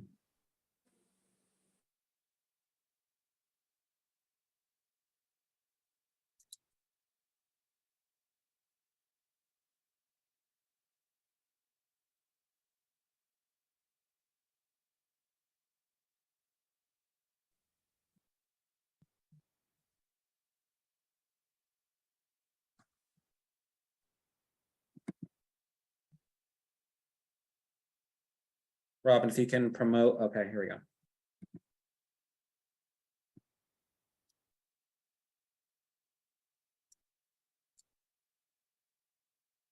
Good evening, Ms. Roberts, whenever you're ready. You're currently on mute. Gosh, I will never ever remember to unmute myself before I speak. I'm so sorry. I'm Susie Roberts, and I'm a town meeting from precinct 17, and I am a co-petitioner on warrant article 13. I'm wondering whether my co-petitioners also have been promoted. I'm not seeing them right now. That would be Elton Elprin of the Preservation Commission and Dennis DeWitt. Are they promoted by any chance? They don't appear to be on the meeting right now. Oh, there's two of me. I think one of them might be Elton. Okay.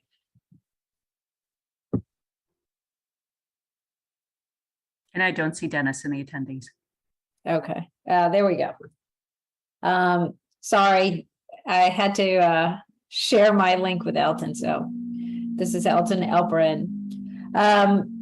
So it's not clear to us that warrant article 13 would apply, of course, again, because of the Dover Amendment. I know that Jonathan Simpson wrote all of you a memo about the applicability of warrant article 13 to school projects. And I've sent that along to my co-petitioners as well.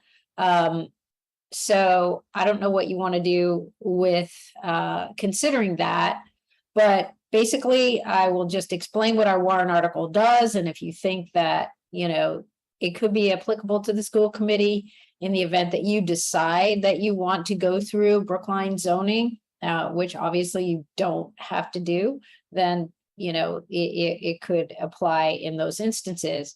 So our article focuses on design review of a replacement principal structure on a property. And we are concerned with full demolitions of that principal structure and the design review of the principal structure that's going to replace it. That's what we're all about. And we have excluded from coverage any project that is already subject to design review under one of the existing design review provisions in zoning bylaw 5.09.2. And those are lettered A through N at the moment. Ours, if passed, would be O. And again, our design review would only be applicable to those structures found to be significant. So if you, as the school committee, wanted to move forward with a project and decided that you were interested in having the zoning bylaw apply to the project that the school were going to move forward with, then number one, would need the principal structure. The principal structure of the school first would significant by the Preservation Commission. It would need to be fully demolished, full demolition, and again, it would be the principal structure. So we're focusing on the design review that would occur in connection with it.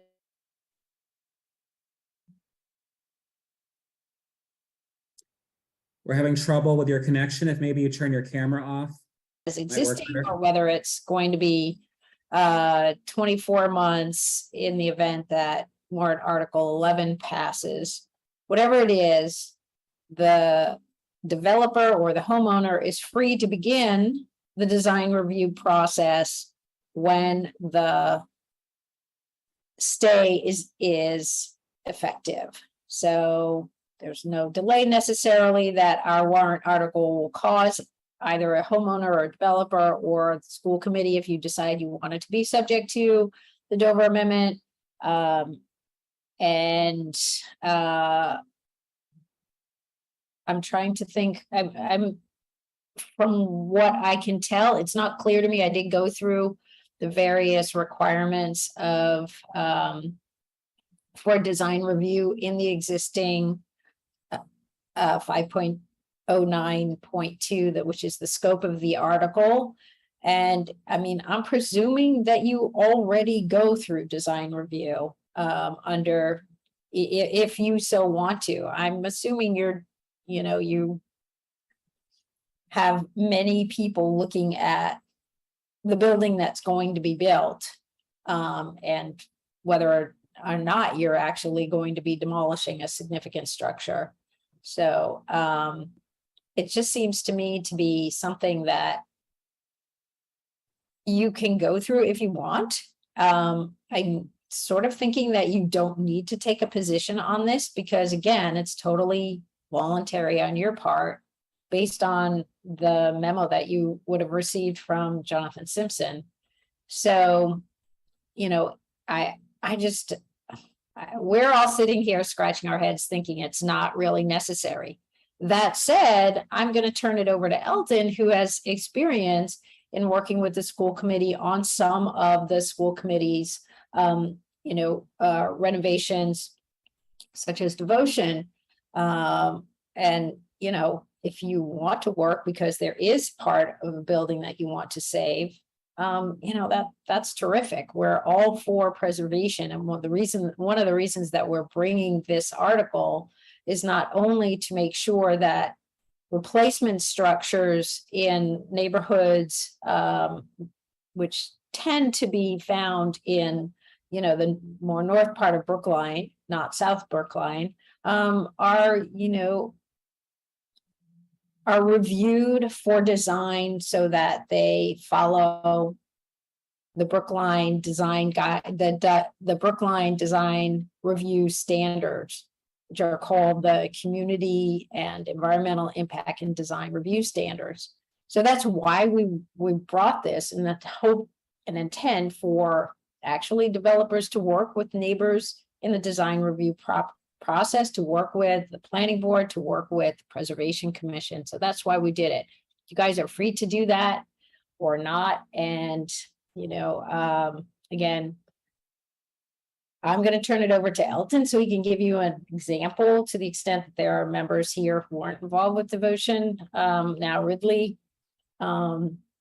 So take it away, Elton. We are running a bit behind, so if you could be a little quick.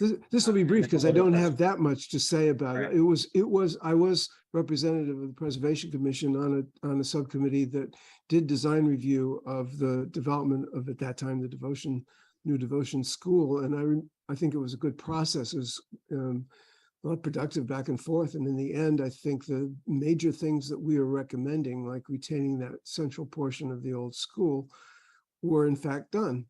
And frankly, I'm not remembering many of the other details, which had to do with open space and where the playground would be and the historic building, et cetera. I thought it was a good process, but we usually do find design review to be a good process. All right, thank you. Nancy? I'm not inherently disagreeing with design review. I think design review is a good idea. I'm just curious. John Doggett, who is part of Brookline by Design, has been talking about things like this for a long, long time.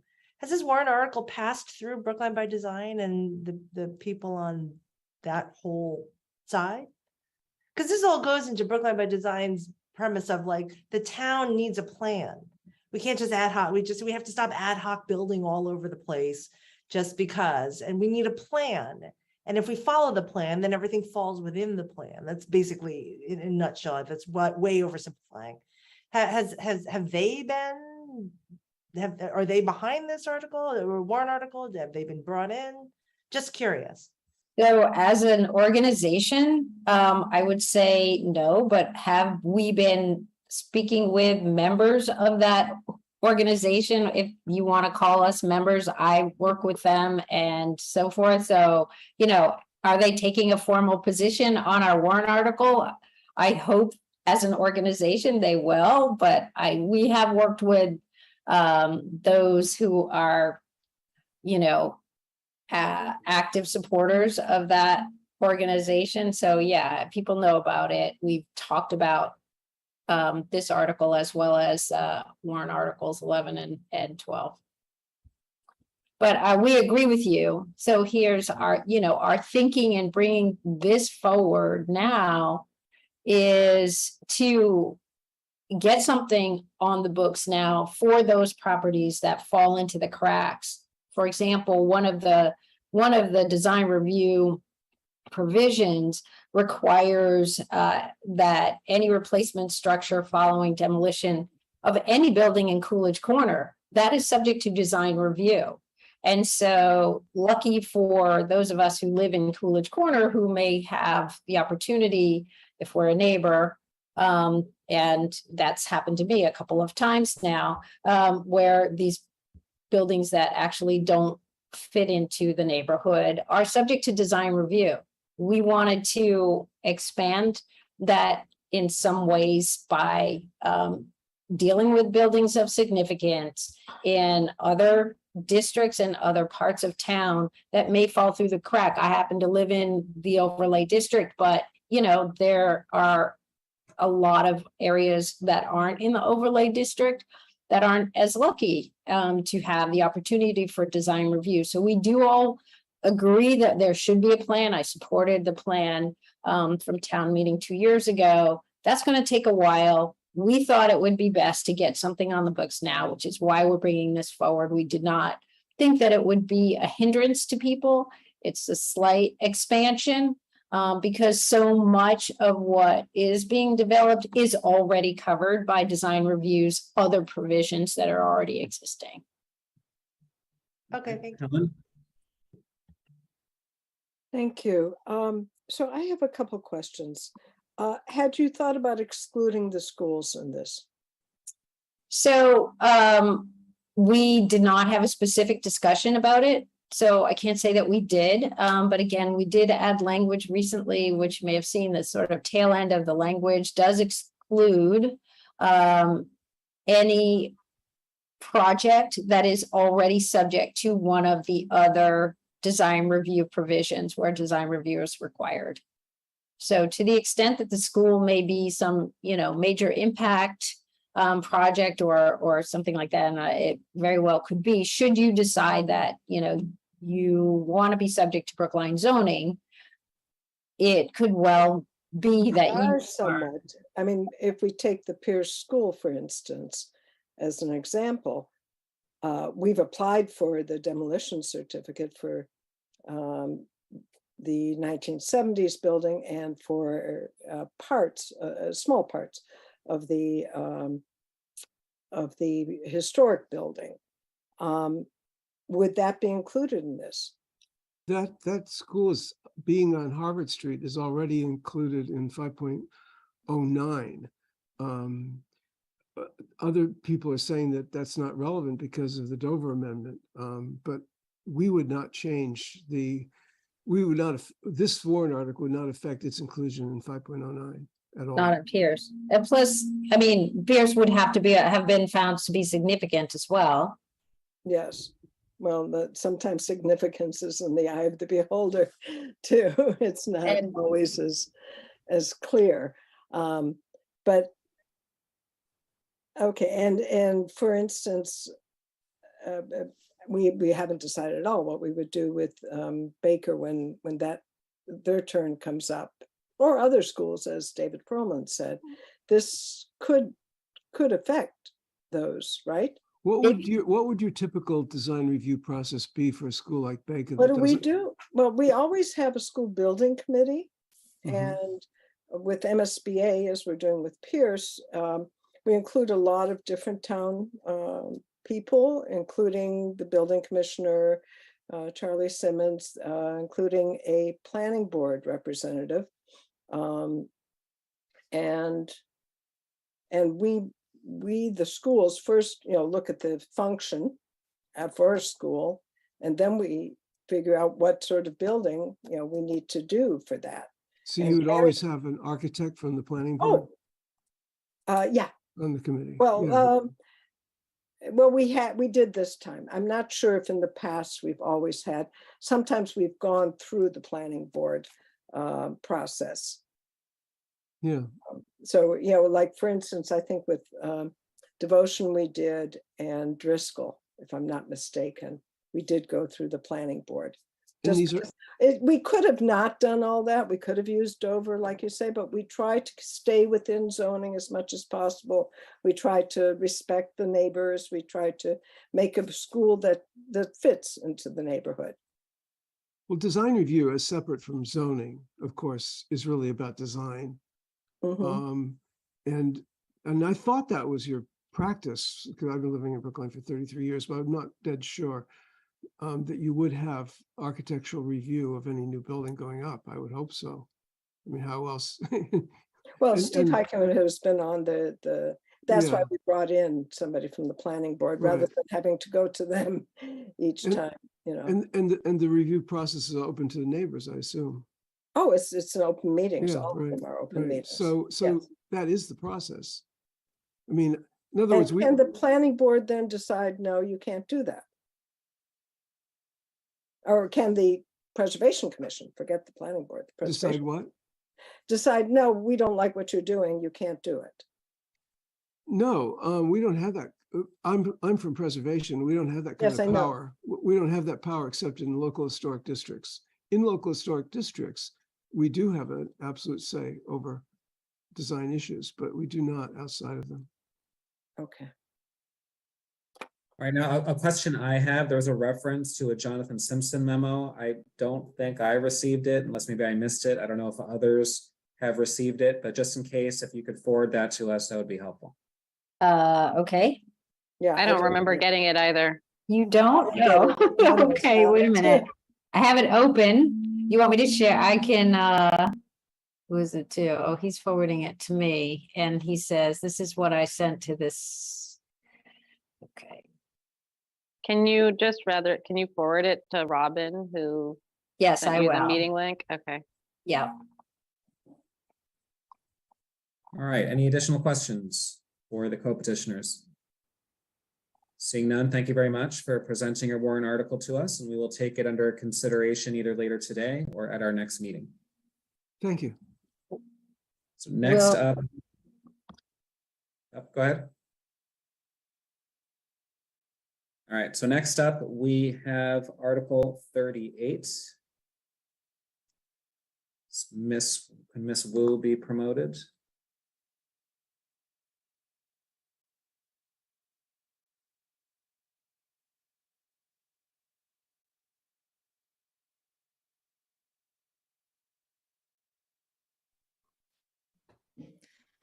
Hi, good evening, everyone. Can you hear me? We can, yes. Okay, let me know if my internet starts breaking up. I switched internet providers and that's been fun. For those of you who don't know me, my name's Chi-Chi Wu. I'm a town meeting member in Precinct 7. I'm the lead sponsor of warrant Article 38. I'm also the chair of the steering committee of the Brookline Asian American Family Network, which itself is a co-petitioner on warrant Article 38.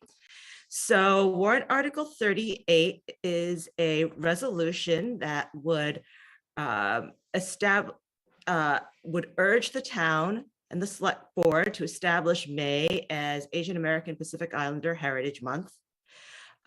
Would have the select board establish an annual townwide celebration. Urge the population of Brookline to celebrate May as AAPI Heritage Month and the schools to observe it, which I'm guessing is why I'm here tonight, because we included that as part of the resolution. Some of you may know, or if you looked at the warrant article, May is AAPI Heritage Month on the federal level, on the state level. We at the Brookline Asian American Family Network have been holding celebrations of May AAPI Heritage Month for Brookline since 2016. And some of you might be familiar with the celebrations because you've attended them. Dr. Guillory has spoken at them. Previous superintendents of school, Anthony Meyer, have also attended and spoken at them. And it's because our May AAPI Heritage Month event also serves as our award ceremony for our essay contest. And this is an essay contest for AAPI high school students. And the theme of the contest is what it means to be Asian American in Brookline. And so every year we have the essay contest. We award 5 high school students in Brookline, predominantly from BHS. And we also have a speaker to celebrate AAPI Heritage Month. So you may be wondering, well, why the warrant article? You guys are doing a celebration anyway. Well, it's to make it official and to make it a town event. The warrant article right now would have the Office of Diversity, Inclusion, and Community Relations work with BaFin or a community group to put on the May AAPI Heritage Month event. But should there be no community group, should we go out of business, the town would then be responsible for it. So that's the main thrust of this, to make us legal. It's a resolution though, and the urging the schools to celebrate May AAPI Heritage Month is basically a suggestion. I mean, we're also urging the population of Brookline to observe it as well. So then that's it. Questions? Yes, does anyone have any questions? All right, well, thank you very much for, looks like Helen does. Go ahead, Helen. Helen, you're on mute. Sorry, just one question. So I'm wondering, we do support, I know the Asian American essay contest, and obviously Dr. Guillory was there. Would there be other things that you were thinking of that you would want to see happen that aren't happening? Or is there, I'm not exactly clear. With respect to the May celebration, no, we don't anticipate anything would change. The Office of Diversity currently supports us in putting on the event, and they would continue. We would, there is a resolution that the select board should ensure adequate funding the same way they do for the Indigenous Peoples Day event and the Martin Luther King Day event, which is, basically it's $1,000 and then they help fundraise, and it's been pretty similar. We've gotten a few $100s from that office, and then they help us fundraise. So it's to ensure the continuity of the event. Now, it would be great, and I would love to see the schools maybe, each school recognize the May as AAPI Heritage Month. And in fact, we've worked with the schools, each school before to put together displays of prominent Asian Americans. I sort of remember seeing some of that. Yeah, and so we're hope to I do feel that like again we do too. that anyway, no, Chi-Chi? Don't we do that anyway? I know Runkle Yeah, did. Yeah. Yeah, we've done that in the past. Alicia Shu, one of our steering committee members, leads a group of volunteer parents. We love to have a volunteer parent at every school to sort of organize the display. The first year we had displays at every school. Last year, some of the schools we didn't have parent volunteers, so that would be great to get those. But yeah, we hope to keep doing that. Okay, great, thank you. Any other questions for Ms. Wu? Seeing none, thank you very much for coming and presenting your warrant article. And we will be likely deliberating on it shortly. All right, so Okay, next. thank you. You're welcome. So next up, we have special town meeting warrant article 2. Now, this is very likely to be withdrawn from town meeting. This is essentially the bonding vote for the Pierce project. If the Pierce project were anticipated to be, the debt exclusion vote rather, were anticipated to be on the ballot prior to May. It seems very unlikely that it will be on the ballot prior to May. We are still awaiting official word from MSBA regarding whether an extension will be granted. And thus, as of this moment, special town meeting warrant article 2 is still on the warrant. But again, I think it's very likely that it won't be. So with that in mind, we can now go over the warrant articles that we've heard this evening and decide if we want to take a position on them, and if so, what that position will be. I'm hoping we can move through this relatively quickly because we are running almost an hour behind, and Ms. Ryan Miller has been very patiently waiting for her presentation on the English Learner Program Review. Helen? Can I make a suggestion? Maybe we allow, since we are an hour late, why don't we allow Ms. Ryan Miller and the others who are presenting, Mindy Paolo, et cetera, to present first, and then we can go over these. So I was thinking of doing that unless we could get through these really quickly. So I doubt that. Let me Not just, with this group. so let me just ask everyone quickly, do you really want to go into an in-depth conversation on each warrant article that we've heard presentations on tonight, or do you feel like you could vote on them right now? I'm hoping we can go to staff anyway, even if it takes us only 5 minutes or 10 minutes. I don't want to hold them up. Okay, That's so my why don't feeling. we go, Me too. why don't we go right in? Okay, so why don't we go to presentations and discussions of current issues, English Learner Program Review. Hi, everybody. Thank you, Chairman Perlman. Really happy to be here this evening. I think this presentation is worth the wait. I'm just doing introductions. I would like to introduce our phenomenal coordinator, director of our English language program, Miss Mindy Paolo, as well as introduce Dr. Bertha Elena Rojas, who has been an amazing consultant for us and has really led a monitoring site visit and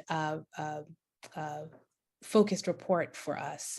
So I just want to give a little bit of background, and then I'll turn it over to Mindy and Dr. Rojas. So one of the requirements from DESE is that districts go through tier-focused monitoring reports and evaluations. And so we were due for one. We go through this process with special education, with English learners, and we were overdue for one with our English learner program. And so when I first came into the role, and Mindy and I talked about this, she was ready and willing to lead this review herself. And one of the things we talked about was, one, she leads an incredibly robust department. And so thinking about, could she continue to lead the department, but also do this work to the level that we would want without really burning herself out? And so we came to the conclusion that it would be great to get a consultant to support us through this and facilitate the work. Someone who could come in with a really objective eye and who has done this work in the past. And we were really fortunate to come across Dr. Rojas. us. And so I'm going to turn it over to them, and they're going to walk through their findings, both commendations and recommendations from our EL review, which took place last year. So Mindy, I'll turn it over to you. Thank you so much, Leslie. So I just want to thank Leslie and the entire Office of Teaching and Learning for their support through this process. The tiered focused monitoring process for DESE took us 1.5 years or so to complete. One of the components that we were required to do for that process was this program evaluation. And then we were very, very fortunate to have Dr. Rojas come in to do that, which she did over approximately about 6 months or so of time. So just very grateful for everyone's support in this. Dr. Rojas is going to present everything, and then I'll be available at the end for any questions and answers that she cannot answer. Dr. Rojas? Thank you. Good evening. It is wonderful to meet you all. I have been in school committees from the side of Ms. Ryan Miller and Ms. Paulo, so I am very familiar with the operations. However, this is the first time I have to say that I have the pleasure of presenting one of these reports to a school committee. I think that it is wonderful that you are all interested and that this topic is given some time within your very busy agenda. So it's just really wonderful to see. I would just get right into it. I have prepared a PowerPoint presentation. My understanding is, let me check with you first. Do you prefer that I do the presentation without questions and leave questions at the end? Or is your motto to ask questions as you see fit throughout the presentation? I'm just asking for your protocol so that I can get into the zone of doing one or the other. In general, we have the full presentation and then questions at the end. Occasionally, if someone really has a burning question, they'll just ask it because maybe it'll help clarify a point that's being made. But I would expect most of the questions will come at the end. Okay, thank you. That helps. And in some way, this presentation builds. So it does make sense actually to leave most questions at the end. But of course, if there is anything pressing, I don't have a problem with anybody asking anything in between. So I'll start sharing my screen. This is specifically a presentation of the English language education program review. I'll start by explaining the context under which this evaluation was done, because it's a very specific context. And even though many of you may be familiar with some matters of English learner education, in my experience, the federal and state guidelines are so vast that it's just really difficult to keep up with everything. So I'm just summarizing briefly the context of the evaluation that was requested by the Department of Education. Is a very specific format of evaluation because it's under what is considered the Castañeda three-prong test. And I just lost I'm sorry. And this Castañeda three-prong test is a test that has been informing the evaluation process of English learner programs over many years, but the Department of Education in Massachusetts decided to adopt it as a more formal the process of evaluation of all English learner education programs. So it is relatively recent that they have been asking districts to look into evaluating their programs under this model. And the precedent comes from this Castañeda versus Picard case in bilingual. It was a case actually from bilingual education in Texas in 1978. There was a parent, a Mexican parent, who alleged that Southern District of Texas, the Raymondville Independent School District, wasn't educating their his children fairly because the content wasn't meaningful. The students couldn't really understand because of the language barrier, and if there was no comprehensible input, how could learning exist? For the initial ruling under the district court, the ruling was in favor of the district, but then the father appealed to the United States Courts of Appeal, and in 1981, the ruling was in favor of the Castañeda children.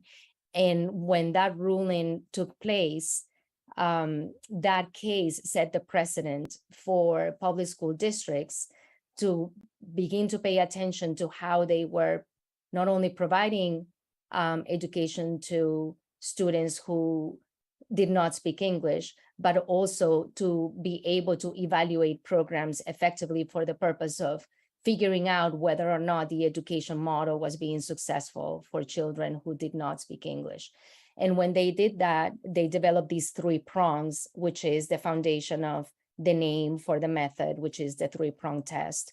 And the prong number 1 is basically whether the program that is being used to educate children who do not speak English is an evidence-based program, is legitimized under evidence-based research. The prong number 2 is whether the districts are allocating resources effectively and supporting the program effectively so that the program can be implemented not only with fidelity, but also lead to the intended results. And then the prong number 3 is the extent to which there is actual evidence through student data, through outcomes, that the program that is being implemented is successful. So in order to do this evaluation process, I integrated, different ways of gathering information. And something that you should know is that, reviewers do these types of program reviews in different ways. I can tell you that there is a standardized way of doing this.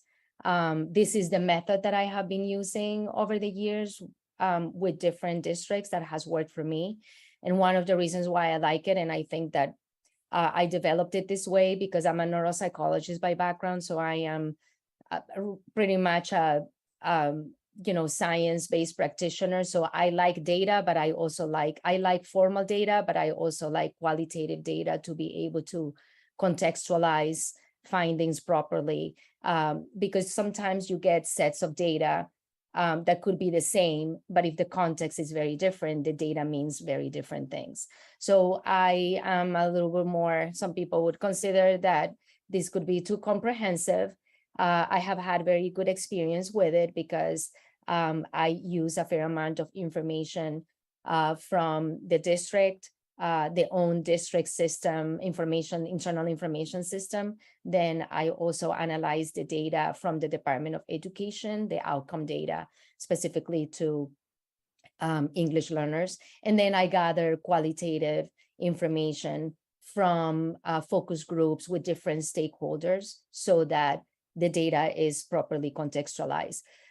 So I'm not necessarily gonna go through in detail. I understand that you do have the report, but I just wanted to present to you that there were 20 meetings that took place in the form of focus groups where the questions were standardized so that the themes that were gathered were consistent across. There were 114 unduplicated participants. And you could see that for the families, there were 7 focus groups. For the district leadership, there were 5. There were 3 for building-based leadership and 5 focus groups for faculty. And in addition to that, there were 2 site visit days, which were really critical because it allowed me to interact a little bit more with the ESL staff, which is always important to get direct information from ESL teachers about the way in which they see the program being implemented. It also gives an important perspective to looking at the instructional space, which is one of the requirements for the review. And then there were several meetings with the L department leadership and of course the data analysis of demographics, accountability, and other indicators. So this was the process that supported the review. So before I start with the specific findings for each prong, I think that is really important to contextualize from the beginning the findings of the review, because these could all very different if your population makeup was of different groups of families, right? So something that I actually found fascinating, I have to say. I have been working with a lot of districts, and most districts follow what I consider is the national and the state trend. Brookline does not follow that trend at all. So from that perspective, it was really a great learning and fascinating experience, for me as well. I also happen to have lived in Brighton, and Brookline was a neighborhood of mine for almost 10 years. So it was just really great, to be able to gain this perspective as a previous neighbor of Brookline. So the first contextualizing in regards to who are the students and their families has to do with the nature of the English learner status. So the national trend and the state trend, and the trend in almost all states is a trend where the majority of English learners are US born. And also, you may not really believe this, but Massachusetts, being a small state, actually has one of the highest rates of English learners. Sometimes people don't believe that because they think about Texas and California as the states that have the most, which makes a lot of sense to people now. But Massachusetts is in one of the top 13 states, which is pretty significant considering how small we are. Now, in terms of the L status by place of birth, Brookline shows a reversal in that US born indicator because the majority of the English learners in Brookline, as you can see, are not really US born. They are foreign born. So in terms of the percentage of English learners that you have, that is comparable with the state. For all of these data, I analyzed the last 3 years, 19, 20, and 21. So you can see that the state trend is from almost 11%, and that hasn't changed in the last 3 years. And Brookline's percentage numbers are hovering around that Massachusetts overall trend. But when you look at who the kids are in terms of if they are US born or not, the general trend for Massachusetts and the nation is between 65 and 75% of the students are US born. But you can see that in your case, the US born it is a third of the students at best. So the national trend is double. The state trend is double that amount. In your case, a third of the students are the ones that are US born.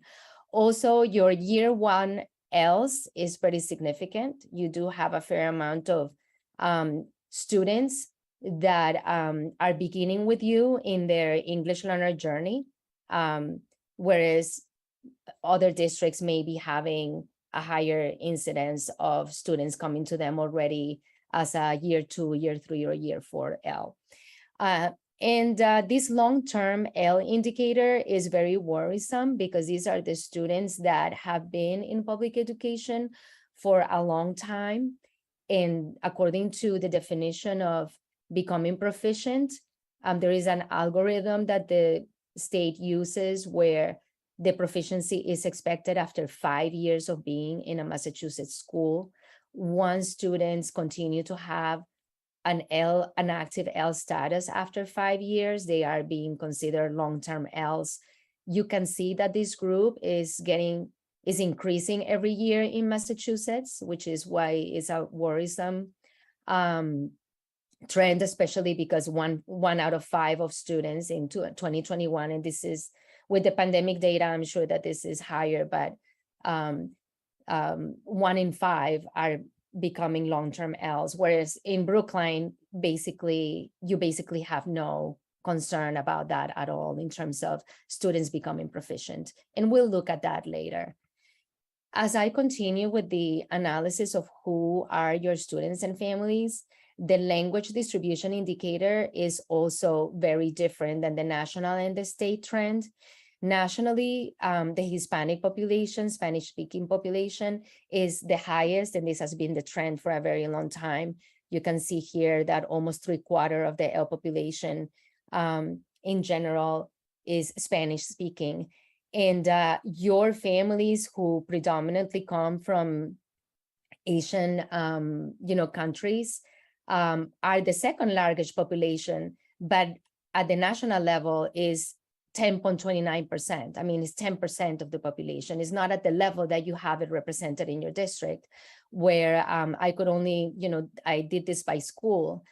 So if you look in the Baker School, the Korean population of ELs is 41%. Out of all ELs, 41% of them are Korean speaking. And then you can follow the trend here, seeing that in Lawrence and Lincoln schools, you have a very high percentage of ELs who are Japanese speaking. So what is really important from this is that the languages represented in your district as the majority languages within the L population are not the ones that you typically see nationwide or in the state. And this has cultural implications in many ways. The nationwide 5 top languages are Spanish, Arabic, Chinese, Vietnamese, and Haitian Creole. None of your majority languages are represented here. The only one that begins to get in there is Chinese, which many times, depending on the year, it could be the top 5. And then Korean, which is another important language in your district, nationwide is the 10th. So this really gives you a perspective of how different is the makeup of the multilingual learner population in Brookline. Not that you didn't know that, because of course you've been living it, but I don't know if you knew how different it is from the national and the statewide trend and the implications that could have, for your program. Another important indicator is the mobility indicators in your district, the churn, the intake, and the stability.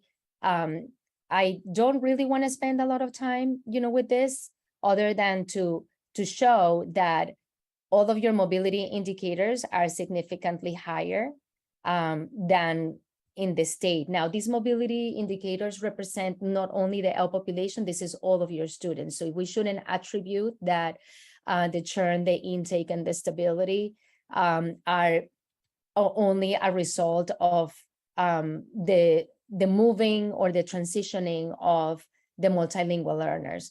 But I think that it is fair to say, because of the way in which families and staff reported how long students and families stay in your district, that a good chunk of this mobility activity is very likely related to the English learner population.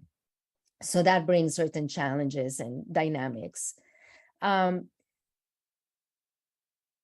From the focus groups with the many families that I met, there were very significant ways in which the families related to their kids learning English and becoming multilingual in a way that is different than the typical pattern of the migrant populations, for example, from Spanish-speaking countries or from other areas of the world. So your population of multilingual families, first of all, identifies the district and themselves identify, everybody identifies themselves as an international community. So this word international is interesting, right? Sometimes when I heard it from an asset-based perspective. Other times I analyzed it further and I realized that it's almost as if a lot of the communities are living kind of like in silos and they're not necessarily feeling connected with each other other than by being international. Now, something that they do have in common is that they all see bilingualism and multilingualism as an asset. And what I mean by that is that the way that they relate to their kids wanting to learn English is not through this being an issue for survival. These families are not concerned at all that their kids are not going to do well in school. They're not concerned that because of learning English, their kids are going to lose their native language, for example. They're not concerned that because their kids are going to be learning another language that's going to impact their academic achievement, make them be confused. Their places of origin have cultures that support bilingualism and multilingualism from the get-go. So the relationship that they have with this is very, very positive. And because they have more experience with this, they know that oral language is critical for the successful development of acquiring a second language. So they actually demand that. In the meetings, they were like, why aren't the kids speaking more? It was really interesting. They are learning, but they're not speaking. I want to see them speak more. If they don't practice English, they're not going to get better, right? So it was really interesting to see that intuitively they have an understanding of how important oral language is to acquire a second language successfully. They also are very interested about the ins and outs of the English language education program. They want to have more details about it. They expect to be informed about it in comparable ways than they are informed about the general education program and the other content subjects. And because of that, they also have an expectation for rigor and for assessment metrics that is also comparable to what they see for math, for science, and for ELA, right? So for them, acquiring English as a second language is like a subject matter, which is the way that I see second language acquisition anyway, but the culture of Massachusetts and the culture of the United States is not really like that. You know, there is an ethnocentrism in the country and in the state that has been cultivated by a lot of English-only measures. And up until 2002, and I'll review this a little later with you, there were bilingual programs more spread out in the state, but then they were abolished by Question 2 in 2002 for English-only programs. So many immigrant families and many multilingual learners, the predominant experience for them is that English is better. If you don't learn English, you're not going to do well in school. It doesn't matter that your other language perishes or fades. What is really important is that you do learn English. If you do not learn English, you're not going to be successful.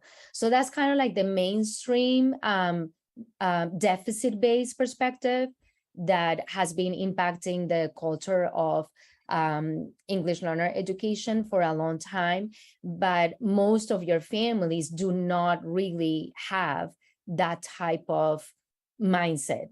Their asset-based mindset about multilingualism and biliteracy is very, very strong.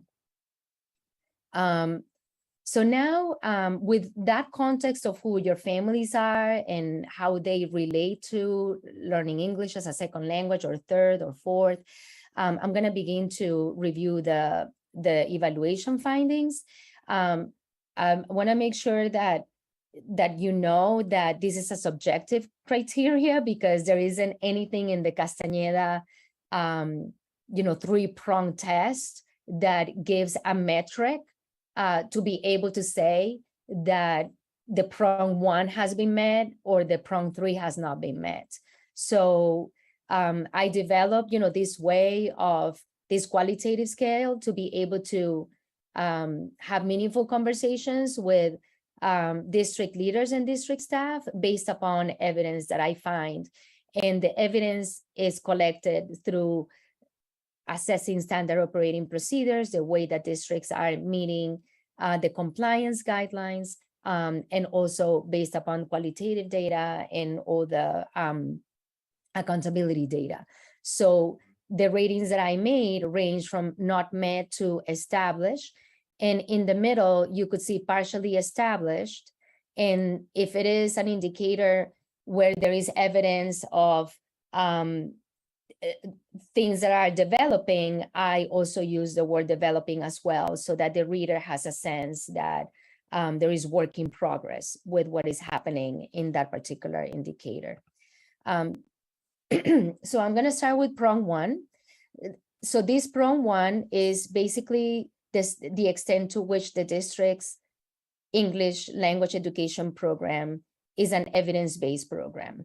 And from the data analysis, this has been established. The English learner department in the public schools of Brookline has created very comprehensive data analysis structures. They know very well who the students are, where they're at, and they can make very meaningful decisions in regards to that.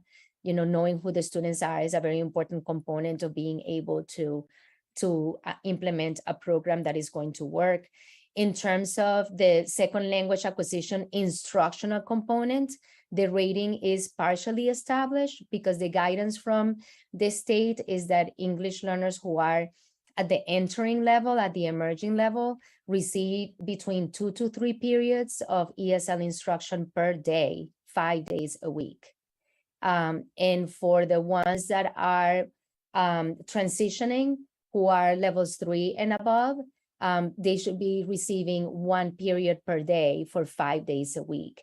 And in general, give or take, the average for the public schools of Brookline is that ELs are receiving 3 periods of ESL instruction per week. Hardly any student is receiving daily instruction, and the students who are in the emerging status are not receiving more than 1 period. So that's a significant discrepancy with the guidance.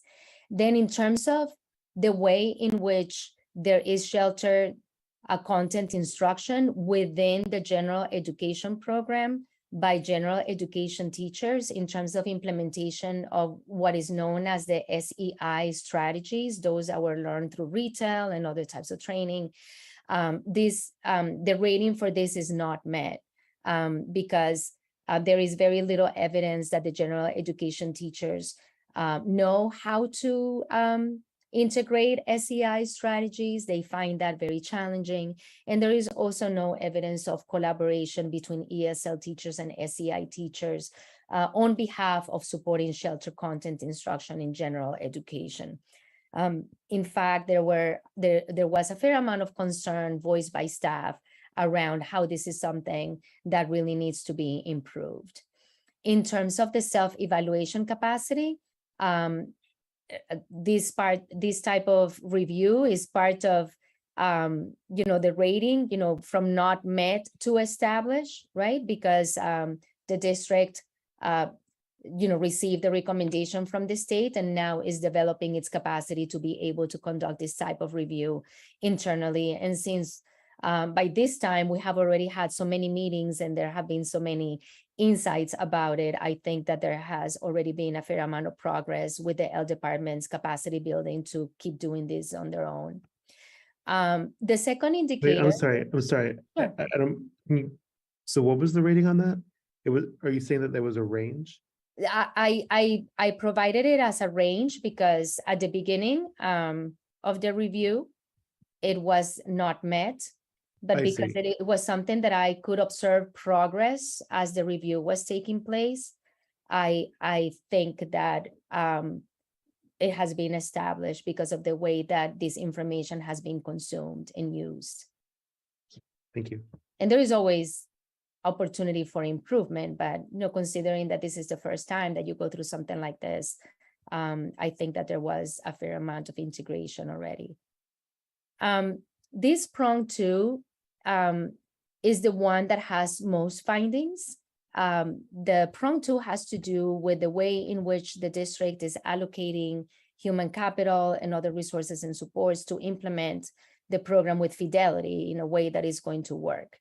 The qualified instructional staff is present both for ESL staff and for shelter, for SEI teachers, because most of the ESL staff is certified and most of your general education teachers are SEI endorsed.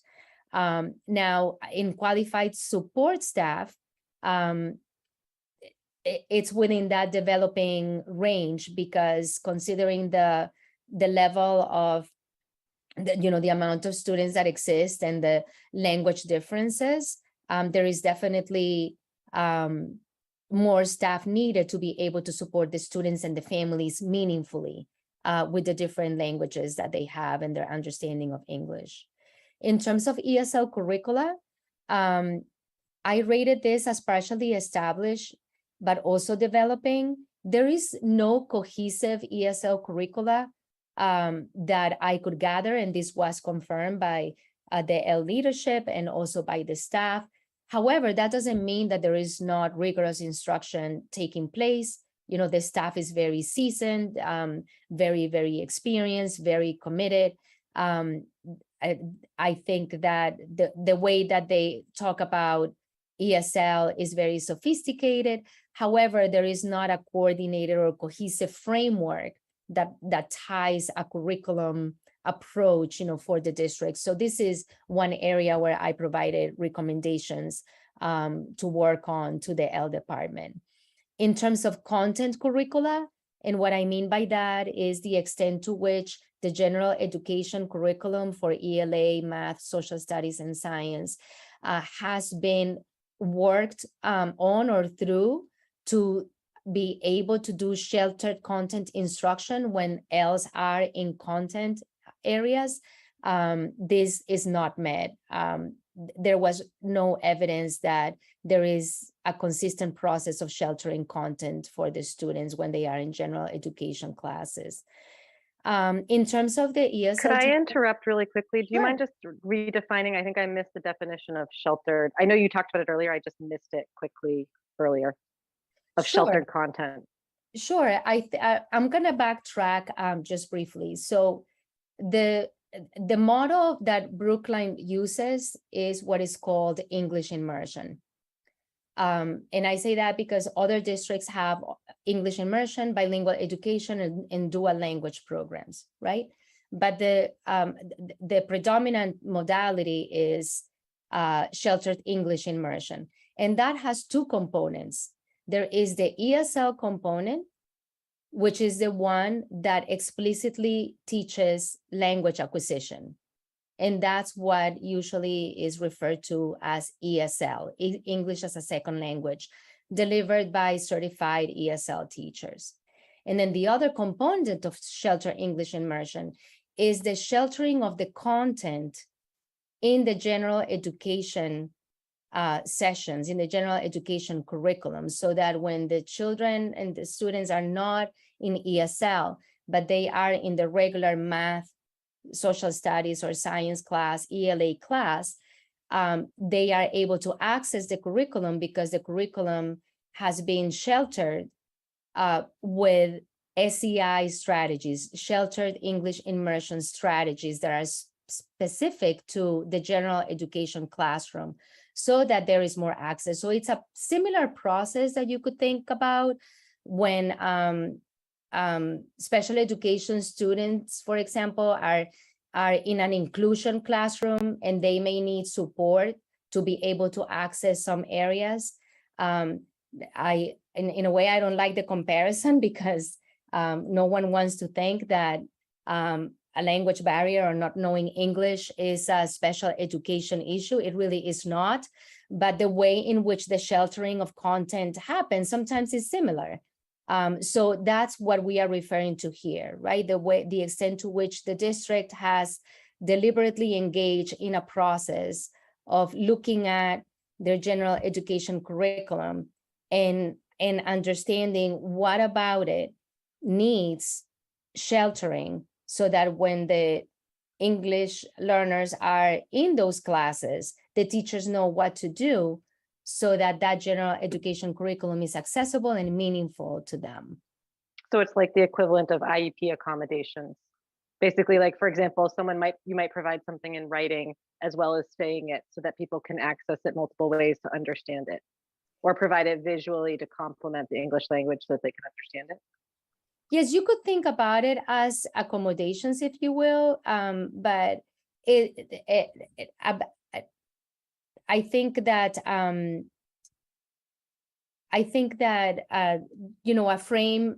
I am actually now worried that I gave you an example with special education, right? Because sometimes that equivalency can create trouble. You could look at it as accommodations. It's just that there is really a kind of like a specific science behind how shelter English, the sheltering of content works. For example, there are these very specific strategies for vocabulary teaching. There are specific strategies for stimulating oral language. There are specific strategies for unpacking concepts so that the students are able to access the information meaningfully, right? So it's something that sometimes goes beyond accommodations, because sometimes you can give accommodations without having to do background work. For shelter content, teachers do have to work intentionally on analyzing the way in which the curriculum has to be unpacked. What are tier 1 words, tier 2 words? Like, there are ways of classifying vocabulary based upon usage and relevance. So I don't want to get too much. That's very into it, but helpful. No, thank you. That's really helpful. yeah, I just wanted to explain that piece. Yeah. In terms of the availability of instructional equipment and materials, ESL teachers feel that they are very well resourced by the district. They have projectors, they have materials. They feel that the English learner department provides them every year with an allocation to be able to build upon their libraries and making sure that they have what they need to teach. And that is really wonderful. And that's why I gave it an established, and it is a very important component that supports a positive culture among the ESL teachers, which was quite refreshing because it's not typical when I do this in other districts. The part that is tricky in the public schools of Brookline is the use of the instructional space. There are only a couple of schools where the instructional space is adequate. And what I mean by that is not that the ESL teachers do not have space, but their spaces are very small and they're not being strategically allocated for what the teachers need to do, and in terms of the type of instruction and the quality of instruction that they need to do, and also the amount of students that they need to see. So this issue of instructional space is right now a tremendous barrier that impedes the quality of instruction and also the maximizing of efficiencies so that more children can get the ESL that they really need. I'll just give you one example that I think can illustrate this better. So most ESL teachers are sharing a space, but they are trying to teach 2 different groups because the space is already small. Many of them are not able to see more than 4 to 6 children at a time. So picture a small space now with 2 ESL teachers, and each one of them has 6 kids in front of them. But these 2 groups are very contiguous, are very close to each other. So for second language teaching and learning, the kids need to listen to the teacher. They need to listen to the pronunciation, to the phonemes. They need to hear everybody speak. You need to have a lot of pair share, a lot of read alouds. So if one group is trying to do that, it completely interferes with the other group. So what you see is ESL teachers and other kids saying, shh, use your soft voice. And that's the most counterproductive thing that you could do when you are teaching English learners, because second language acquisition needs to be dynamic, interactive. There has to be, the space where a lot of kids can interact with the teacher, interact among themselves. Needs to be very engaging. So this space constraint really takes away from the effectiveness of the teachers, the effectiveness of the instruction. And it is also limiting your scheduling because teachers are not able to see more than 6 kids at a time. If the instructional space was looked at more carefully, then the ESL teachers could see more kids at a time. And then that means that more kids can get more ESL, trying to strive for that daily ESL instruction that is the most effective and that is very needed. In the longer report, I made a comparison with the way that instructional space was used for other interventions or other supports, which are actually meant to be more small group support, specialists that are seeing 1 child at a time, or groups that are no larger than 3 or 4. And those spaces were significantly larger And there were no simultaneous groups sometimes. Sometimes there were, other times there weren't. So it's just a strategic look at the space so that you can meet the needs, for all students and be able to maximize your efficiencies while you're also maximizing the conditions for teaching and learning for the quality of the instruction that the ESL teachers provide to the students. So that's why the instructional space is predominantly not met. Also, the access to district-wide programs is predominantly not met on the basis of the way that there was input about the access of multilingual learners to after-school programs, summer programs, advanced placement courses, and some of the enrichment programs as well. So because of that, I rated that as predominantly not met. Then cultural and linguistic practices. This is partially established or developing. This is very dependent on teachers, the trainings that they have had.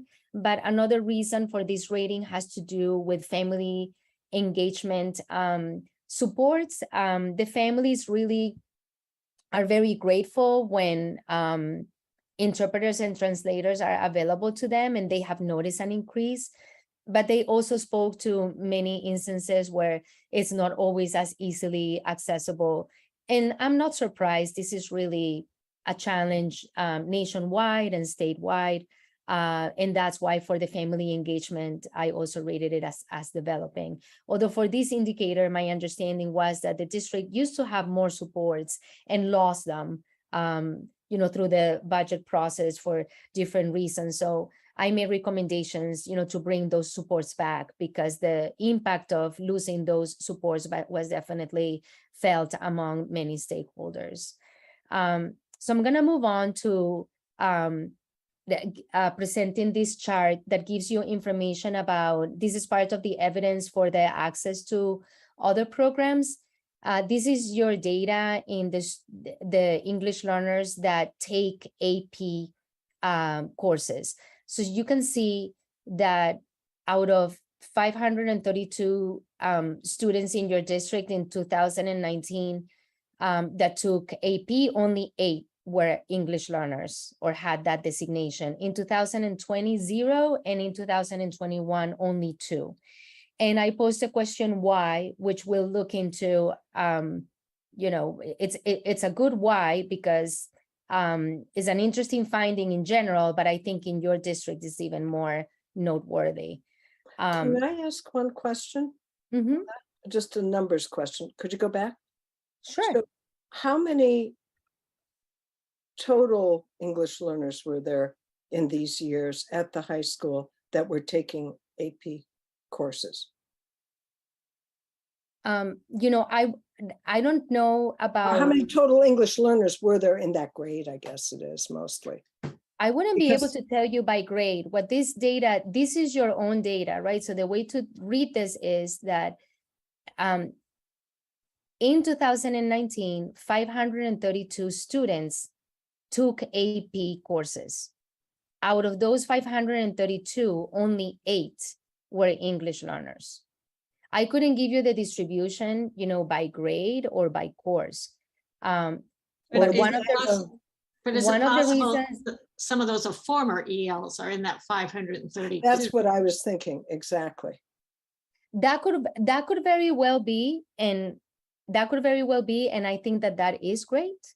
However, the fact that the active English learners is still this low number is significant for your district. And I can actually jump to that so that I don't leave you hanging. There is a lot of data now coming, but I'm sorry, this is why.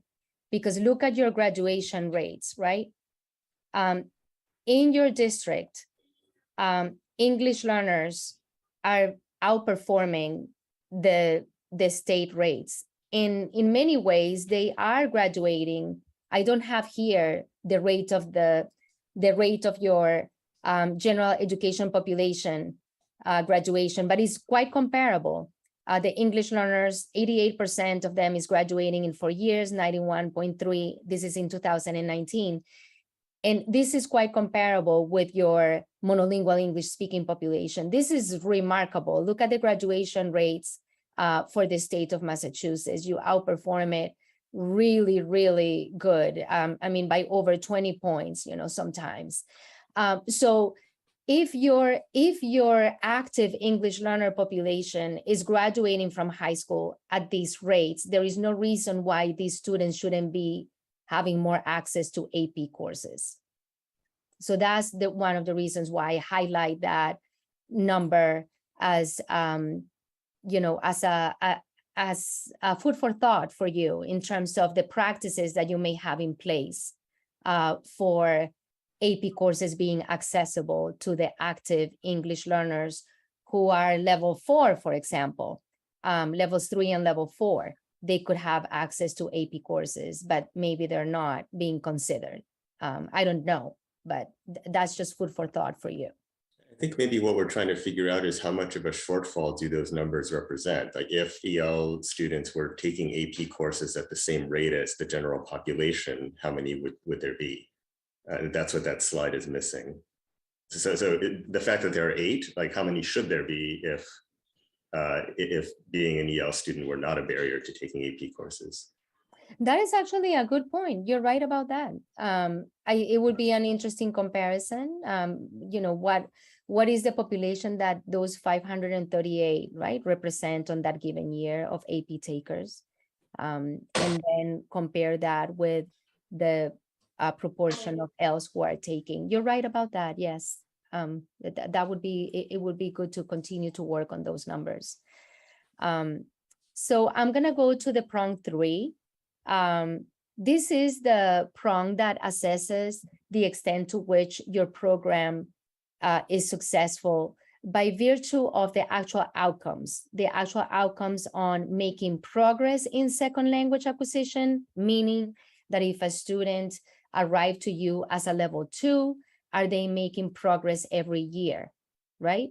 Going to 3, level 4, and so on. Then are students attaining proficiency, meaning do they reach that 4.2 score in the access that allows them to be reclassified as a former L, meaning that they have acquired a level of proficiency that is comparable to a monolingual English speaking student. So you can see that for you, that's established. Your data for this is very strong. Then the extent to which the multilingual learners are engaging in the general education curriculum as measured by their capacity to perform in the MCAS, very well established. Now, the self-evaluation capacity for monitoring progress, not met to establish. This is a new, there is a new monitoring process that the state gave to districts based upon benchmarks. And that process, the state didn't roll it very well, and then it was kind of interrupted by the pandemic. So this is why the rating is from not met to established, because leadership explained that they were in the process of developing it when the pandemic hit, and they're actually rolling it out this year for the first time, which is what is happening in many districts anyway. So looking at your data, I'm a little concerned about the time, but looking at your data, because this is the highlight of the presentation, I think, which is, the numbers are there, and I could read them, but I really don't think that there is the need, right? The message is very consistent here from the perspective of, the students who are able to make progress in proficiency and in attainment. So you see here the total of the students in your district that are subject to that type of analysis, because you have to have at least 2 years of back-to-back testing in access to be able to measure this. So the end progress is, this is the amount of students who made progress, and the percentage is right below. And then the last, where it says the EPL level, which is the English proficiency language level, above 4, which would be considered the attainment, right? The attainment of proficiency at a level that is comparable to monolingual English speaking. So look at what is happening here. This is the Massachusetts data for 19, 20, and 21. And the percentage of students that make progress and that attain proficiency is significantly higher than that of the English learners in the state. Now, not only higher, because I consider higher 5 percentage points, but you really, I mean, these kids are knocking it out of the park, right? This is like way out of proportion when you have 84% versus 50% making progress, and then almost 50% attaining versus 20% in the state. And that trend really carries very well through 2021. So it's a pretty consistent trend. It's not like it's a fluke. You know, it happened 1 year and then it didn't happen after. I'm not really looking so much at pandemic influence here, even with the pandemic, right? Because this 2021 was already with the pandemic, you see that that trend maintained. So that is absolutely fantastic, right? That speaks to the potential of these students. Also, in your district, the kindergarteners are shifting to higher levels, faster than you see in other places. And this is something that I can give you perspective just because of my experience in this field, first in Worcester and then working with a lot of districts. In your district, and this is why you don't have long-term Ls, in your district in general, by the 4th grade, half or more of your Ls are already in levels 4, 5, and 6. Half of them.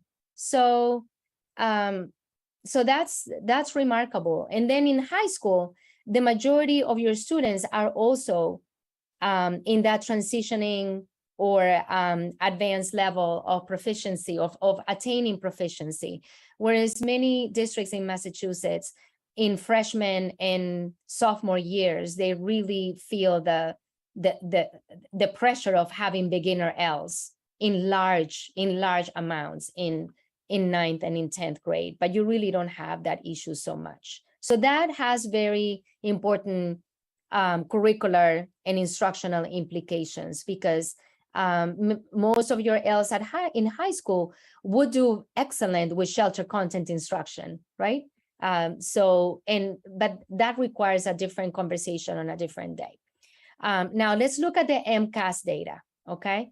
The MCAS data, again, there is a lot of numbers here, but the trend is the same. They're knocking it out of the park. The multilingual learners in Brookline are outperforming the English learners in the state in all 3 years. You can look at meet, exceed expectations, what is happening in Brookline versus the state. Brookline does excellent on its own with its general education population. You outperform the state anyway, and you've known that for a long time. But for the Ls to outperform in this way is also significant. Also because in many ways, the Ls are outperforming the monolingual English speaking in other districts in terms of the percentage, right? In terms of the amount of Ls that are able to perform at the meet or exceed expectations in the MCAS, which is a true struggle for English learners in general nationwide. I only present here the 5th grade data and the 10th grade data because I analyze 3rd, 5th, 8th, and 10th for the report, but here I only presented these 2 tiers just for the sake of summarizing. And then in math is even more. So there is a level of outperformance here that is capitalized upon in these areas of science and math, and it shows very well here. And here they are, the Ls in Brookline are clearly outperforming monolingual English speaking in the state in meet and exceed expectations. In graduation rates, I already reviewed this with you. I think that you get the picture. And this is where I had the takeaway of the advanced placement, which we already reviewed that. So I'm just gonna check on time. I don't have a lot left, but I would like to have an opportunity to present you, right, with with an opportunity for your district. Do I have 5 more minutes? Sure, Would go that be ahead. Okay. Yeah. So, so my formulation to you is that somebody could give you this data. I'm not saying that this is the way that you would think, right? But somebody could see this data and you would be like, we're doing awesome. We don't need to do anything different, right? Our kids are outperforming, and even though the program is not very well implemented because the instructional space is not optimal and the curriculum is not coordinated or aligned, and our general education teachers are not really doing any SEI instruction, the kids are still doing well. So what's the problem? I mean, they're doing more than well.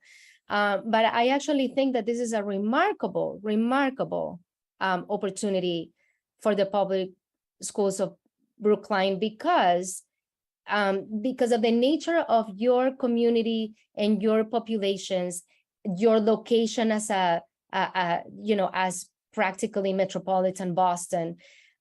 You have an opportunity to revamp the levels of academic excellence that are already present in your district, right, which are undisputable. So you could actually capitalize on those through dual language education. And this is what I wanted to present to you. Since 2017, bilingual and dual language programs were brought back to Massachusetts through legislative efforts. We could give you more information about that later, but I really think that you do have an incredible opportunity to offer the education model that guarantees bilingualism, biliteracy, and social cultural competence. For a lot of your students, the opportunity includes multilingualism and multiliteracy, right? But you could actually bring this opportunity not only to support your international students, but also your monolingual English students. And you have the perfect landscape to develop and create a district and a school culture where both monolingual and multilingual learner families alike could get into the excitement of becoming a multilingual and multiliteral town, because that's who you are anyway, but right now is not presenting itself in a cohesive way. I think that if you brought dual language education, your district would truly have an opportunity to not only be known as an international community, but an international community that truly becomes a shared community, right? They're not in silos, but they actually are able to interact and relate and engage with each other through this opportunity of being multilingual, multiliterate, bilingual, biliteral, bicultural, all of that integration of cultural and racial literacy. There is a fantastic opportunity here, for all of this. So I'm going to stop there, but I really think that that it's really a diamond in the rough, really, what you have here from this perspective. The last 2 slides were recommendations. You have those in your report. So in the interest of time, I'm just gonna stop there because you can read those and get the gist of what I suggested would be places for you to start at the district level and also for the L department. Thank you very much for that very thorough review. I'm sure that school committee members have many questions, so why don't we go ahead and get started on that? Stephen. Okay, I'm just gonna thank you for such a thorough presentation. I really enjoyed listening to that. Thanks for giving us the opportunity to take such a deep dive into it. And thanks, Leslie, for being the champion of this. I have 2 main questions. One is, it seems to me that the results of the first 2 prongs suggest that these are very disappointing results, that there is success in our districts for ELs, despite the variable provision of instruction, curriculum, supports, and etc. That that success probably is not owed to what we're providing. So my first question is, can you work with the existing data set you've gathered in this study, or are there models for working with a set to hold for variables like SES, which, you know, which will surely be the dominating variable in predicting the kid's success? Well, I'm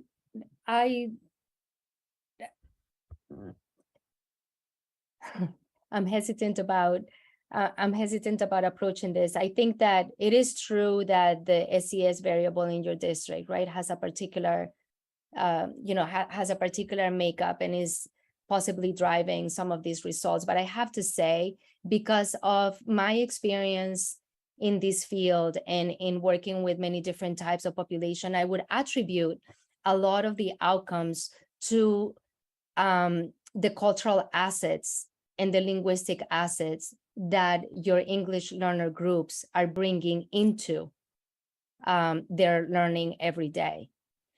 And the reason why I say that is because many of these families in their focus groups reported that they mobilize resources after school for their kids to practice English and for their kids to be involved in extracurricular activities That's where fair. they're practicing English. I hear that. So some of the language acquisition that you could argue could be happening at school, and it's not because of the scheduling inefficiencies and other issues, are being compensated by the families, because you're right in regards to that. The SES I status accept of that the point, though. families allows them to do that. To put that first question more simply, would it be a fair summary of your findings to say that the success shown under prong 3 cannot really be attributed to the factors that you analyzed under prongs 1 and 2? I think that's too severe. I think that, in general, I'm not a mutually exclusive person. So I think that it is really important to give credit to the work of the teachers. The ESL instruction and the commitment of the teachers is very strong. And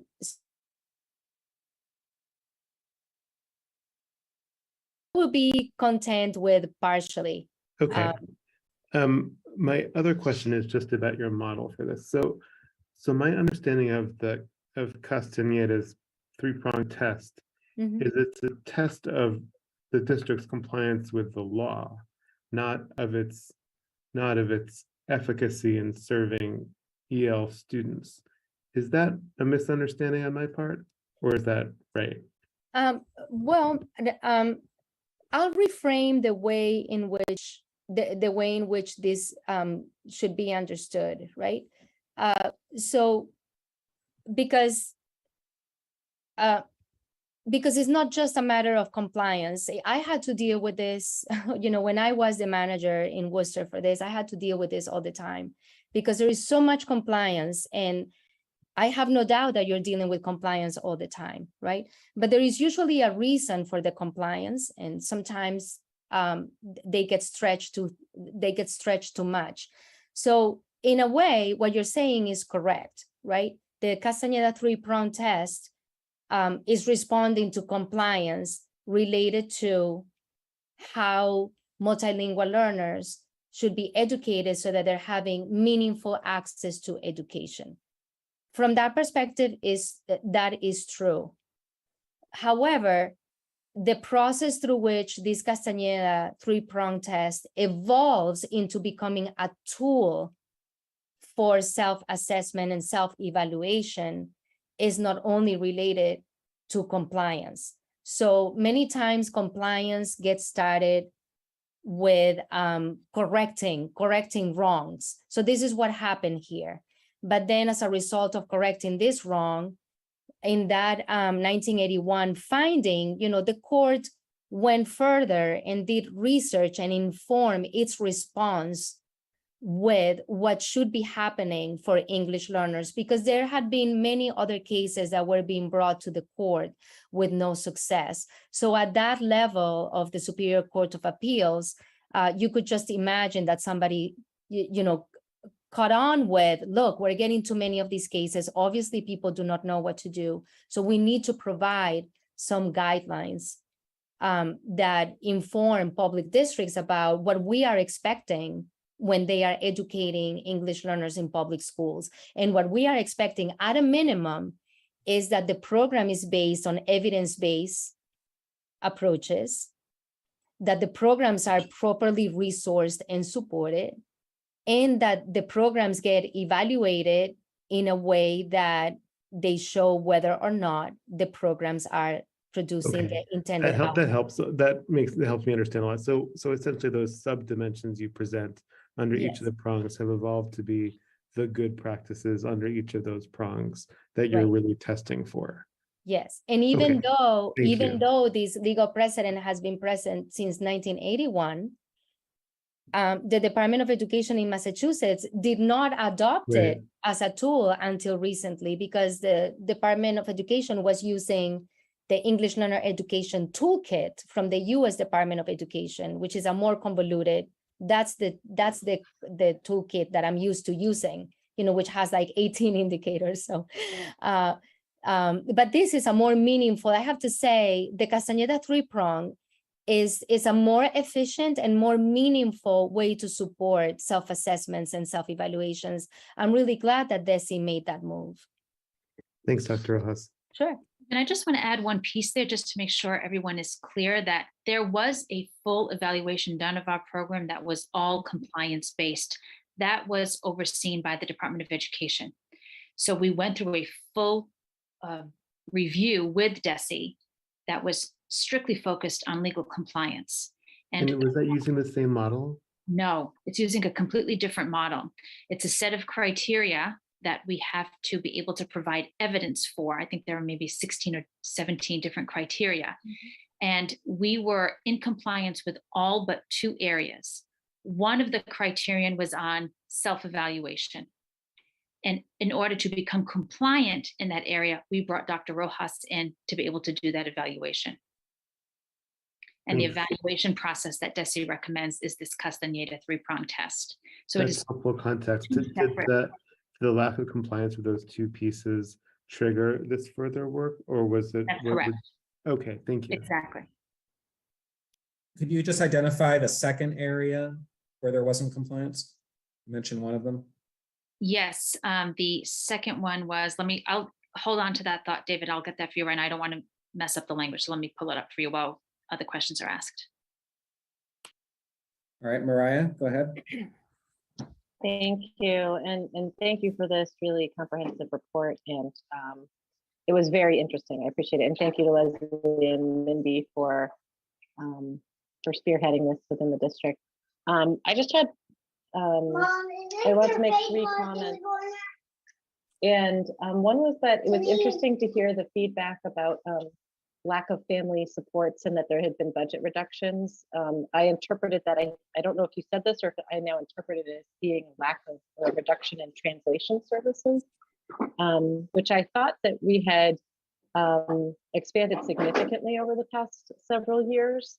And I want to make sure, I'm really glad that this was brought up, because if that's not what's happening to provide access because of budget constraints, we need to talk about that, especially given the town's language access plan that was passed and that we certainly want to be compliant with, independent of whether or not it passed.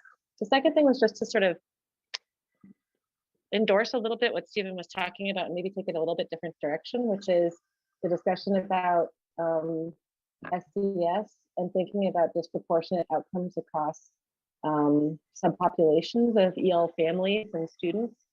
And it was interesting to hear the conversation about how we shouldn't treat, how I think that the international families were feeling treated as a monolith when they're actually very different populations, but then our results sort of again treat them as a monolith. And I would be very interested to understand, if we were to drill down further, if there was specific pockets within the EL student population that were not having the same results or disproportionate outcomes compared to the overall. And then my last comment is just an excitement about your last slide about thinking about language immersion or bilingual education. I think that's very exciting. And I think this is something I've been excited about for actually a long time, as we've had many discussions about in the town about how to build different programming across our schools and whether or not we should be doing magnet schools, thinking about world language. And I love that idea of putting our world language and our English language and our general education and English language education together. So I'm very excited about that. And I hope that Brookline will be able to adopt your suggestion on one of those. Thank you again. Sure. So in regards to your first inquiry about translation, I'm really glad that you asked that because it's important that there is no confusion. In terms of so this is qualitative data that came from the focus groups. So all of the district related stakeholders, meaning building-based leadership, district leadership, teachers, everybody consistently reported how wonderful the improvements in the availability of interpretation and translation services have been. It was just consistently reported. From the part of the families, they also reported that the district, provides interpretation and translation services. However, these families are expecting information in their native language in a wide variety of areas that they are not getting. And I think that that's the part that the families specifically were speaking to, right? So because they just don't know how to find information, and they know that they can find a lot of information in the website, and but not everything is accessible in their language, because these families are information seekers, a lot of them, right? So that's how they related to that. So it's good that you asked that, because it looks like there has been a dramatic improvement in your infrastructure for interpretation and translation services. I think that immigrant families for a very long time feel that supporting their native language is not enough. I've been in this country for 32 years, and sometimes I feel that availability of Spanish for me is not enough, even though I don't need it. So it's just part of the subjective experience, having to navigate, spaces where there are these differences, and sometimes you get stuck, with something that if you had it in your language, you wouldn't really be stuck in the same way. So I think that it was more subjective from the part of the parents. So I hope that answers that question. One more piece to that, that I know a number of parents reported as well, as we had a family and community engagement coordinator that we had to eliminate because our Title III grant was reduced significantly because our enrollments dropped. And Title III is based on a per pupil allocation. So when our enrollments go down, the funds that we receive through Title III decrease significantly. And that position was funded through Title III. And that position was able to provide a significant amount of resources to our families, cultural resources, educational resources, health resources, a variety of resources in all kinds of languages. And that was felt by our families. That was a loss to them when we had to eliminate that position. I am really pleased to say that we are reinstating that position this year. Our Title III grant is able to support that, and that's because some of the other funding that we had allocated in our Title III grant is being picked up by funding sources through OTL. The OTL office has been tremendous in supporting some of the work that we do, particularly around our summer programming, so that some of those costs are shared now, and that allows us to have these funds to be able to bring back that family and community engagement position, which is such a critical position for so many of our families. Yes, thank you so much. It's interesting because I was going to bring that loss, Mindy, with the answer to the SES question, but because in my experience with the data that I gathered, the elimination of that position was very heartfelt from the part of the school staff, because the school staff use the person in that position as a resource to be able to broker different needs, with families, and not having the possibility to do that anymore created different levels of hardship. So it's good that, between the two of us, they got how that impacted, from the families and then from the school end. And also this SES issue, I agree with you. This needs to be analyzed further. Because this was more like an audit review, I really, if I had gotten into details for every specific group, I would probably have needed another 4 months, to be able to do that. But there are definitely qualitative differences in the ways that school staff refers to the different communities. They have identified some communities as not being as resourceful as others. And then they also have, certain stereotypes that are understandable in some ways to have about certain communities, being more apt, for succeeding than others. So all of these things, become part of the equation of increasing the cultural and language literacy that a district like yours requires, with all of the different representations of communities that definitely should not be treated in a monolithic way. I completely agree. And the last one, you were sharing your excitement about dual language education. So I completely agree with that. And that's why I brought it up, because I think it's an incredible opportunity. It's a great problem to have. You are already doing amazing. So how could you be even more amazing? Suzanne?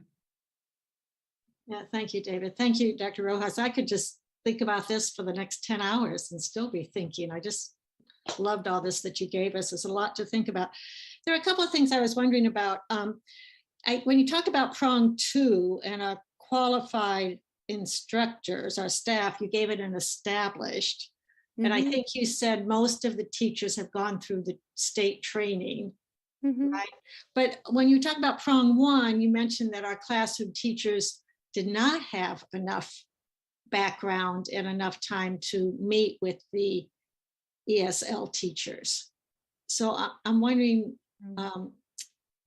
what is it that we need to offer in support for our general ed teachers? Okay. So let me see. I think that the best way that I could try to address this, let me start with the compliance piece first. Okay. So the compliance guidelines in terms of who is qualified to teach multilingual learners effectively. For the ESL component, the ESL teachers need to be ESL certified. And for the general education teachers, they need to have something that is called the Shelter English Immersion Endorsement. That came from corrective action from the federal government many years ago under the Retell initiative. You may remember this, that all teachers who were going to have English learners in their classrooms needed to be SEI endorsed when they were teaching content areas. From that compliance perspective related to teacher certification, your district is fully established. Now, we all know that you could be certified, you could have 10 certifications, but not necessarily be a competent professional in whatever you are doing, right? So I think that that's the part that is happening here. The SEI endorsement that was acquired by most general education teachers, that process was not sufficient to truly build capacity for teachers to become confident in their capacity to support English learners when they're in their classrooms. This is not unique to your district. This is a challenge statewide. Probably one of the largest inquiries that I receive for professional development is we need professional development for our SEI teachers because they don't know what to do. They're having more L's in their classrooms and they really don't know what to do. I get those inquiries all the time.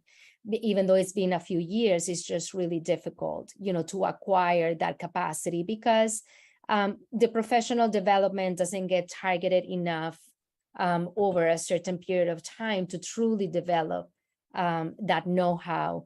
And most importantly, the collaborative practices that you need to have between ESL teachers and general education teachers so that then things are more cohesive.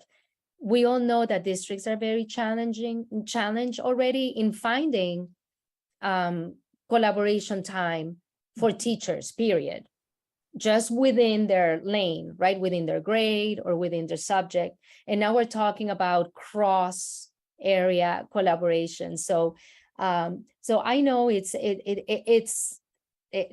one of the reasons why it doesn't happen, right? Because it's already challenging to build it for the area that a teacher is responsible for. But that does not mean that there aren't ways of cultivating a culture of collaborative practice through certain schemas. It doesn't have to happen every week, but there are opportunities for collaboration that you could create, through professional development, so that teachers begin to think about this together, and begin to find solutions and begin to look at curriculum together, so that they become more adept at helping students access the content when they are in their classes. Does that help?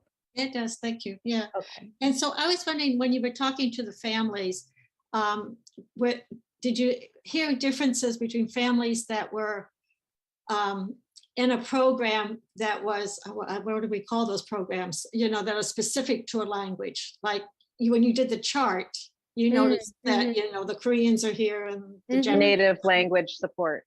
Thank you, Yes. native language support. So did they make a distinction when you talked to them about how they felt about the programs, whether their children were in those or whether they were just kind of in a random, you know what I'm saying? You know what I'm saying? Actually, that's a really good question. I don't think that all of the families consistently reported that they were pleased with the program and that they could see their kids make progress. And the way in which they talked about it wasn't only related to the fact that there could be native language support in their school. When that was available at their school, they thought that that was wonderful. But the part that they reported most consistently was how incredible the ESL teachers were, regardless of whether the ESL teacher spoke the native language. Okay. Because most of the time they actually, most of the time they don't. But they felt that the ESL teachers went above and beyond with the supports that they provided to them as parents and to the students, especially at the beginning with the transition, the adaptation, and all of that. So that was consistent across all families. Yeah. It's interesting. I mean, it's quite a different program if your child's learning English from someone who speaks their language as opposed to someone who's right. Speaking English, Yes. It's just a different program. Yeah. It feels well, great. yes. But I have to say, I know that some schools have been identified with native language support because there is a staff that may speak it, but it's usually no more than one person. Okay. Or two people is definitely not enough. And I think that because of that, wouldn't be enough. I need to clarify. It wouldn't be enough to make it, to call it a program, is what I'm saying. Okay. And a dual language education program is completely different than just support at this level, right? So that is something that we will need to talk about at another time if you're interested. But something that I did write in my in my long report is that the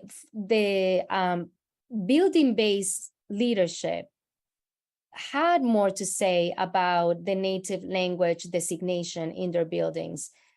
Most of them do not see the reason why, and they perceive that it poses more barriers than solutions to do that.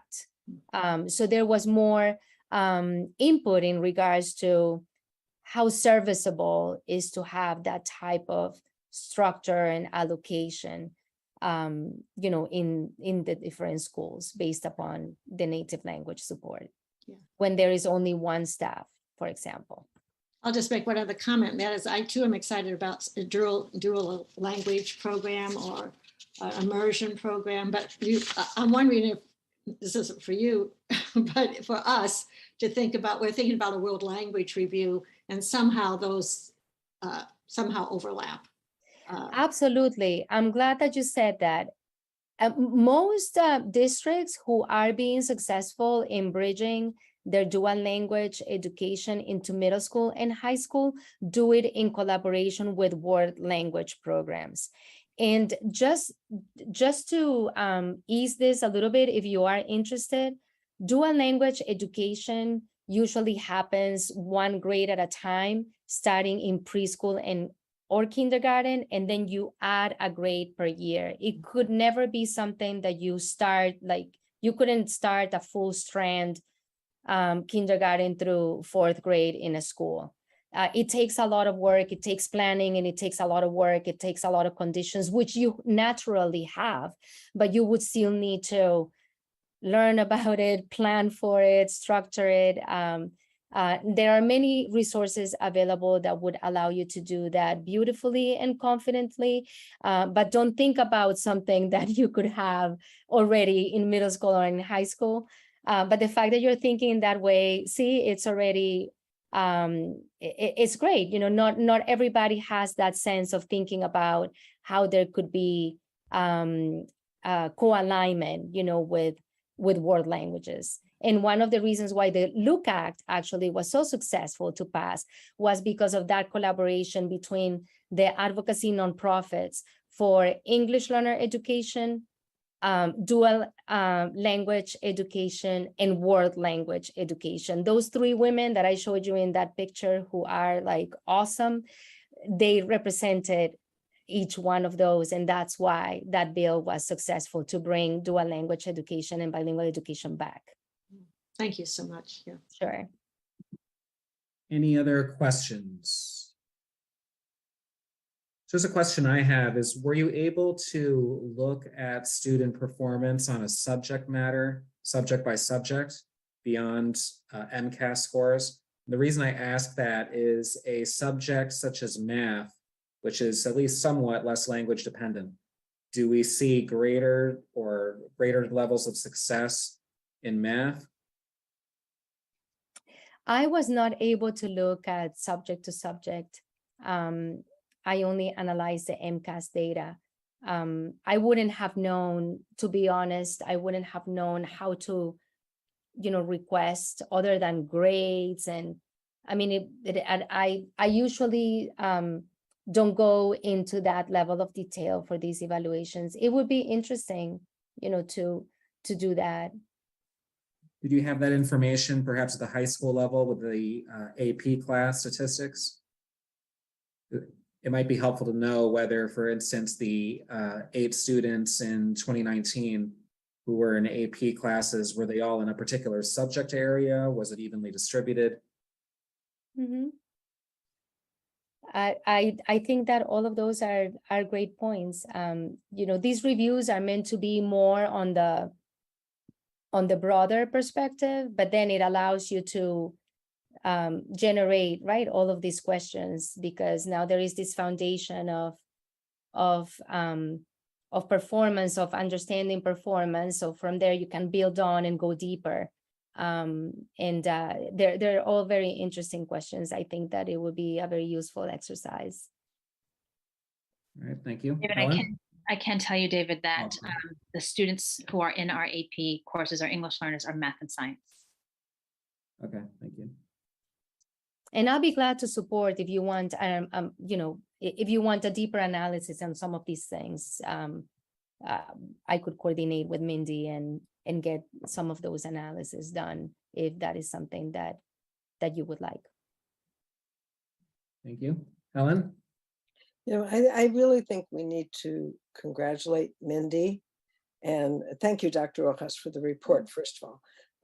But I think, you know, this is really pretty amazing if you look at what we do, even with our faults, even with our blemishes or whatever that aren't great, our kids are really doing well.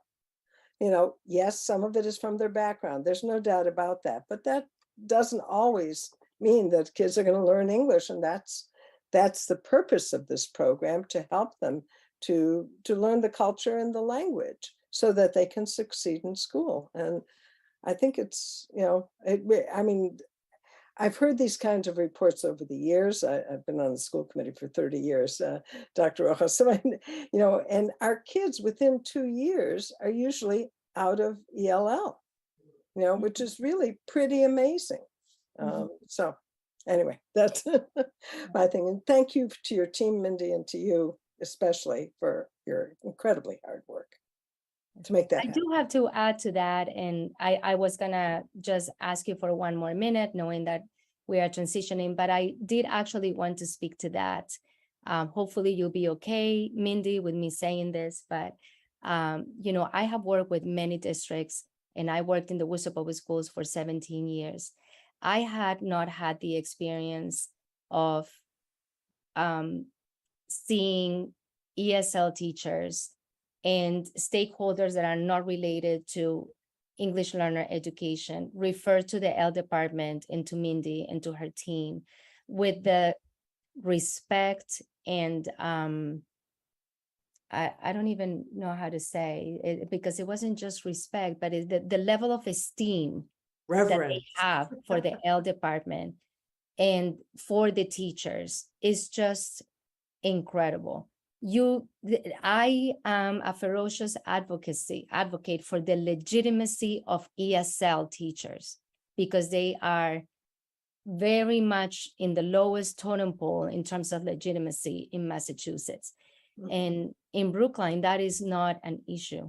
And another thing that is really wonderful, which is very difficult to accomplish, is a very positive professional and relational culture among faculty. And the ESL teaching faculty has such a positive culture among themselves and among their department, which was absolutely incredible to see. And that is really possible when the right leadership is in place. So I wanted to mention that. And this was voiced, not just by ESL staff, but by principals, assistant principals, guidance counselors. So I just need to say that because, leadership is one of the hardest things to do well.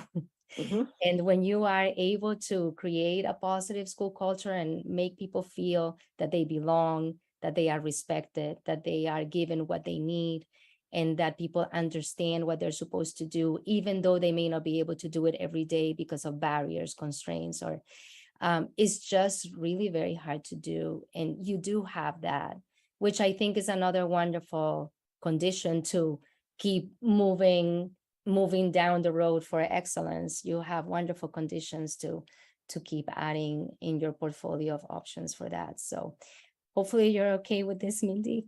You deserve it. It's been many years. So, but I really appreciate the opportunity to share this time, answer your questions, and I'll be glad to continue connected with your district for more work if that's what you like. Thank you very much, Dr. Rojas, for coming today to present to us. And thank you, Mindy, as well, for all your contributions to this.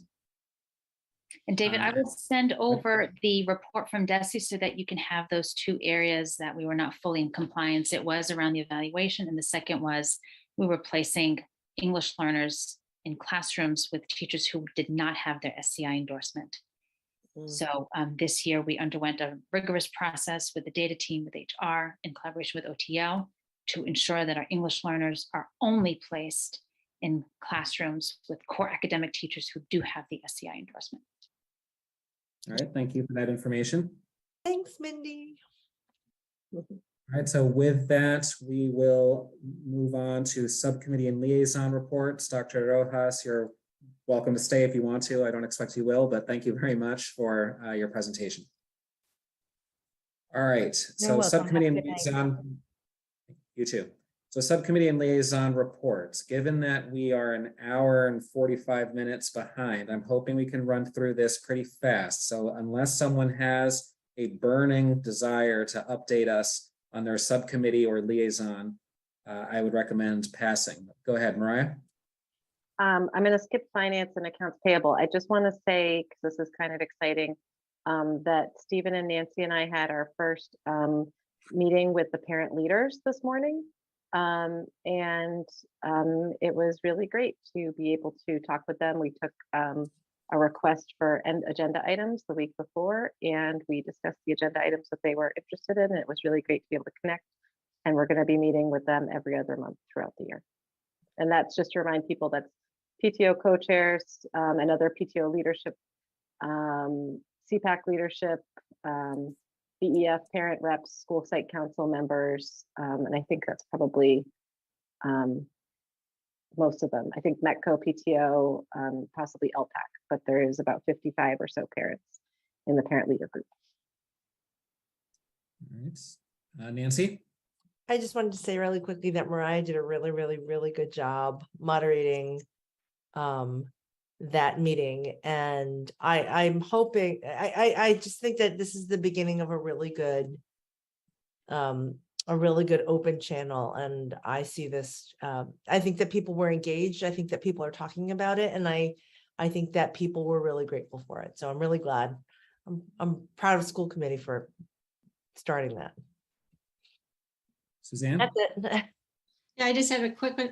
Stephen, are you doing the schedule for how we respond to emails? Because I am completely lost on that. Yeah, it's up to date. I can resend it after this if you like. Thank you so much. I live in fear that my week has gone by and I didn't do anything. So I'll send it around. Suzanne, you got to put it in the calendar. I put mine in the calendar. I know I do. You're right. But it's helpful also if on Mondays, if the person who's tapping out, lets the next person know so they don't forget. Oh, I think that was my bad because I think I'm on last week. Sorry about that. That's assuming they remember. Sorry. That's right. There's a big assumption. There's been very few emails lately, though. Good news is it's been fairly quiet lately, so it's not like we've missed a lot. That's good. Shh. I know. Oh, Suzanne, you're up Am I up? When? Next week? right now. Or this week? I'll email everybody afterward. Okay, thanks. See, I knew somewhere I knew. Yeah. Okay, thanks. Any other subcommittee liaison updates? All right, seeing none. Going back for a moment to town meeting warrant articles, given again that we are quite behind schedule at this point, I would recommend that we vote on the warrant articles that we heard presentations on earlier today at our next meeting. At our next meeting, we're only going to have presentations on 2 warrant articles. So I think that we'll be able to move more quickly. By deferring to the next meeting, we also have the benefit of potentially acquiring new information about the warrant articles that we heard presentations on today.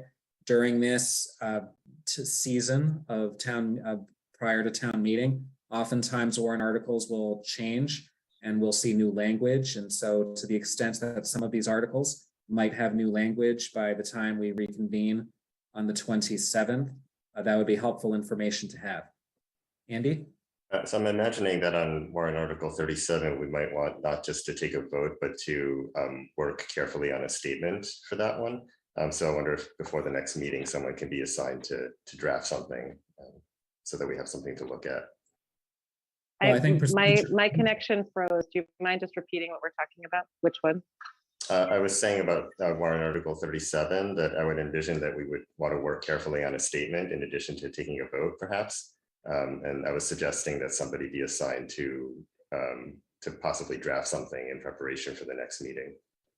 So procedurally, we would need to first be voting that we want to make a statement on it and that we want to support or oppose it. Now, if you want to move in that direction of preparing the statement in advance of the next meeting, then I would recommend that we at least vote on Article 37 now, so that procedurally we're going in the correct order. So why don't we go ahead and do that? My sense is that there will probably be a lot of agreement on this one. Would someone like to move? I'd like to make a motion that we reject or we vote oppose. no action, vote recommending no action. No action or oppose? No action means we're against it. Okay. Right. Thank you. Okay. Who would I second. Mariah seconds. Nancy, your vote? I vote no action, but with a very quick question. Yes. Would this vote be changed one way or another if the warrant article change, if they go back and change it, do you know what I mean? Like if they say, wow, the school committee was really against this, maybe we can rewrite the language to it or something. We certainly could amend our statement after the fact. We don't have to submit what we draft right away, so there would still be that opportunity. Okay, I vote no action. You want to vote yes You vote yes. for no action. Oh, I thought we We're were all voting to recommend universally- no action. You are endorsing the recommendation for no action. So you Oh, want to vote no, yes. then I want to vote, I'm very confused. Yes I is no don't support action. this warrant article. How am I voting for that? Yes. Do I vote vote yes? yes. I vote yes. Sorry. I vote yes. Suzanne, Yes. Andy, Yes. Stephen, Yes. Helen, Yes. Mariah, Yes. and I also vote yes. All right, so to Andy's second point, how do we want to handle drafting the statement? I think this should be a collaborative effort because there's a lot of interest in this among us. It can't be, though, a quorum. So I would want to limit it Andy, to. would you be willing to draft it with input from David and I?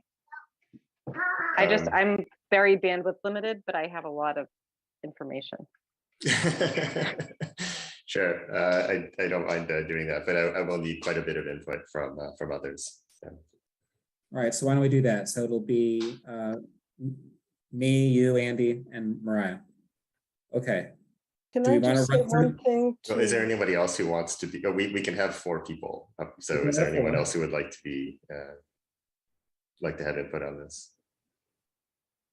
Okay, Advance just, input, because everyone will be able to comment Yeah. on the draft anyway. Oh, Yeah. because I was gonna say, I can offer editing services once it's crafted.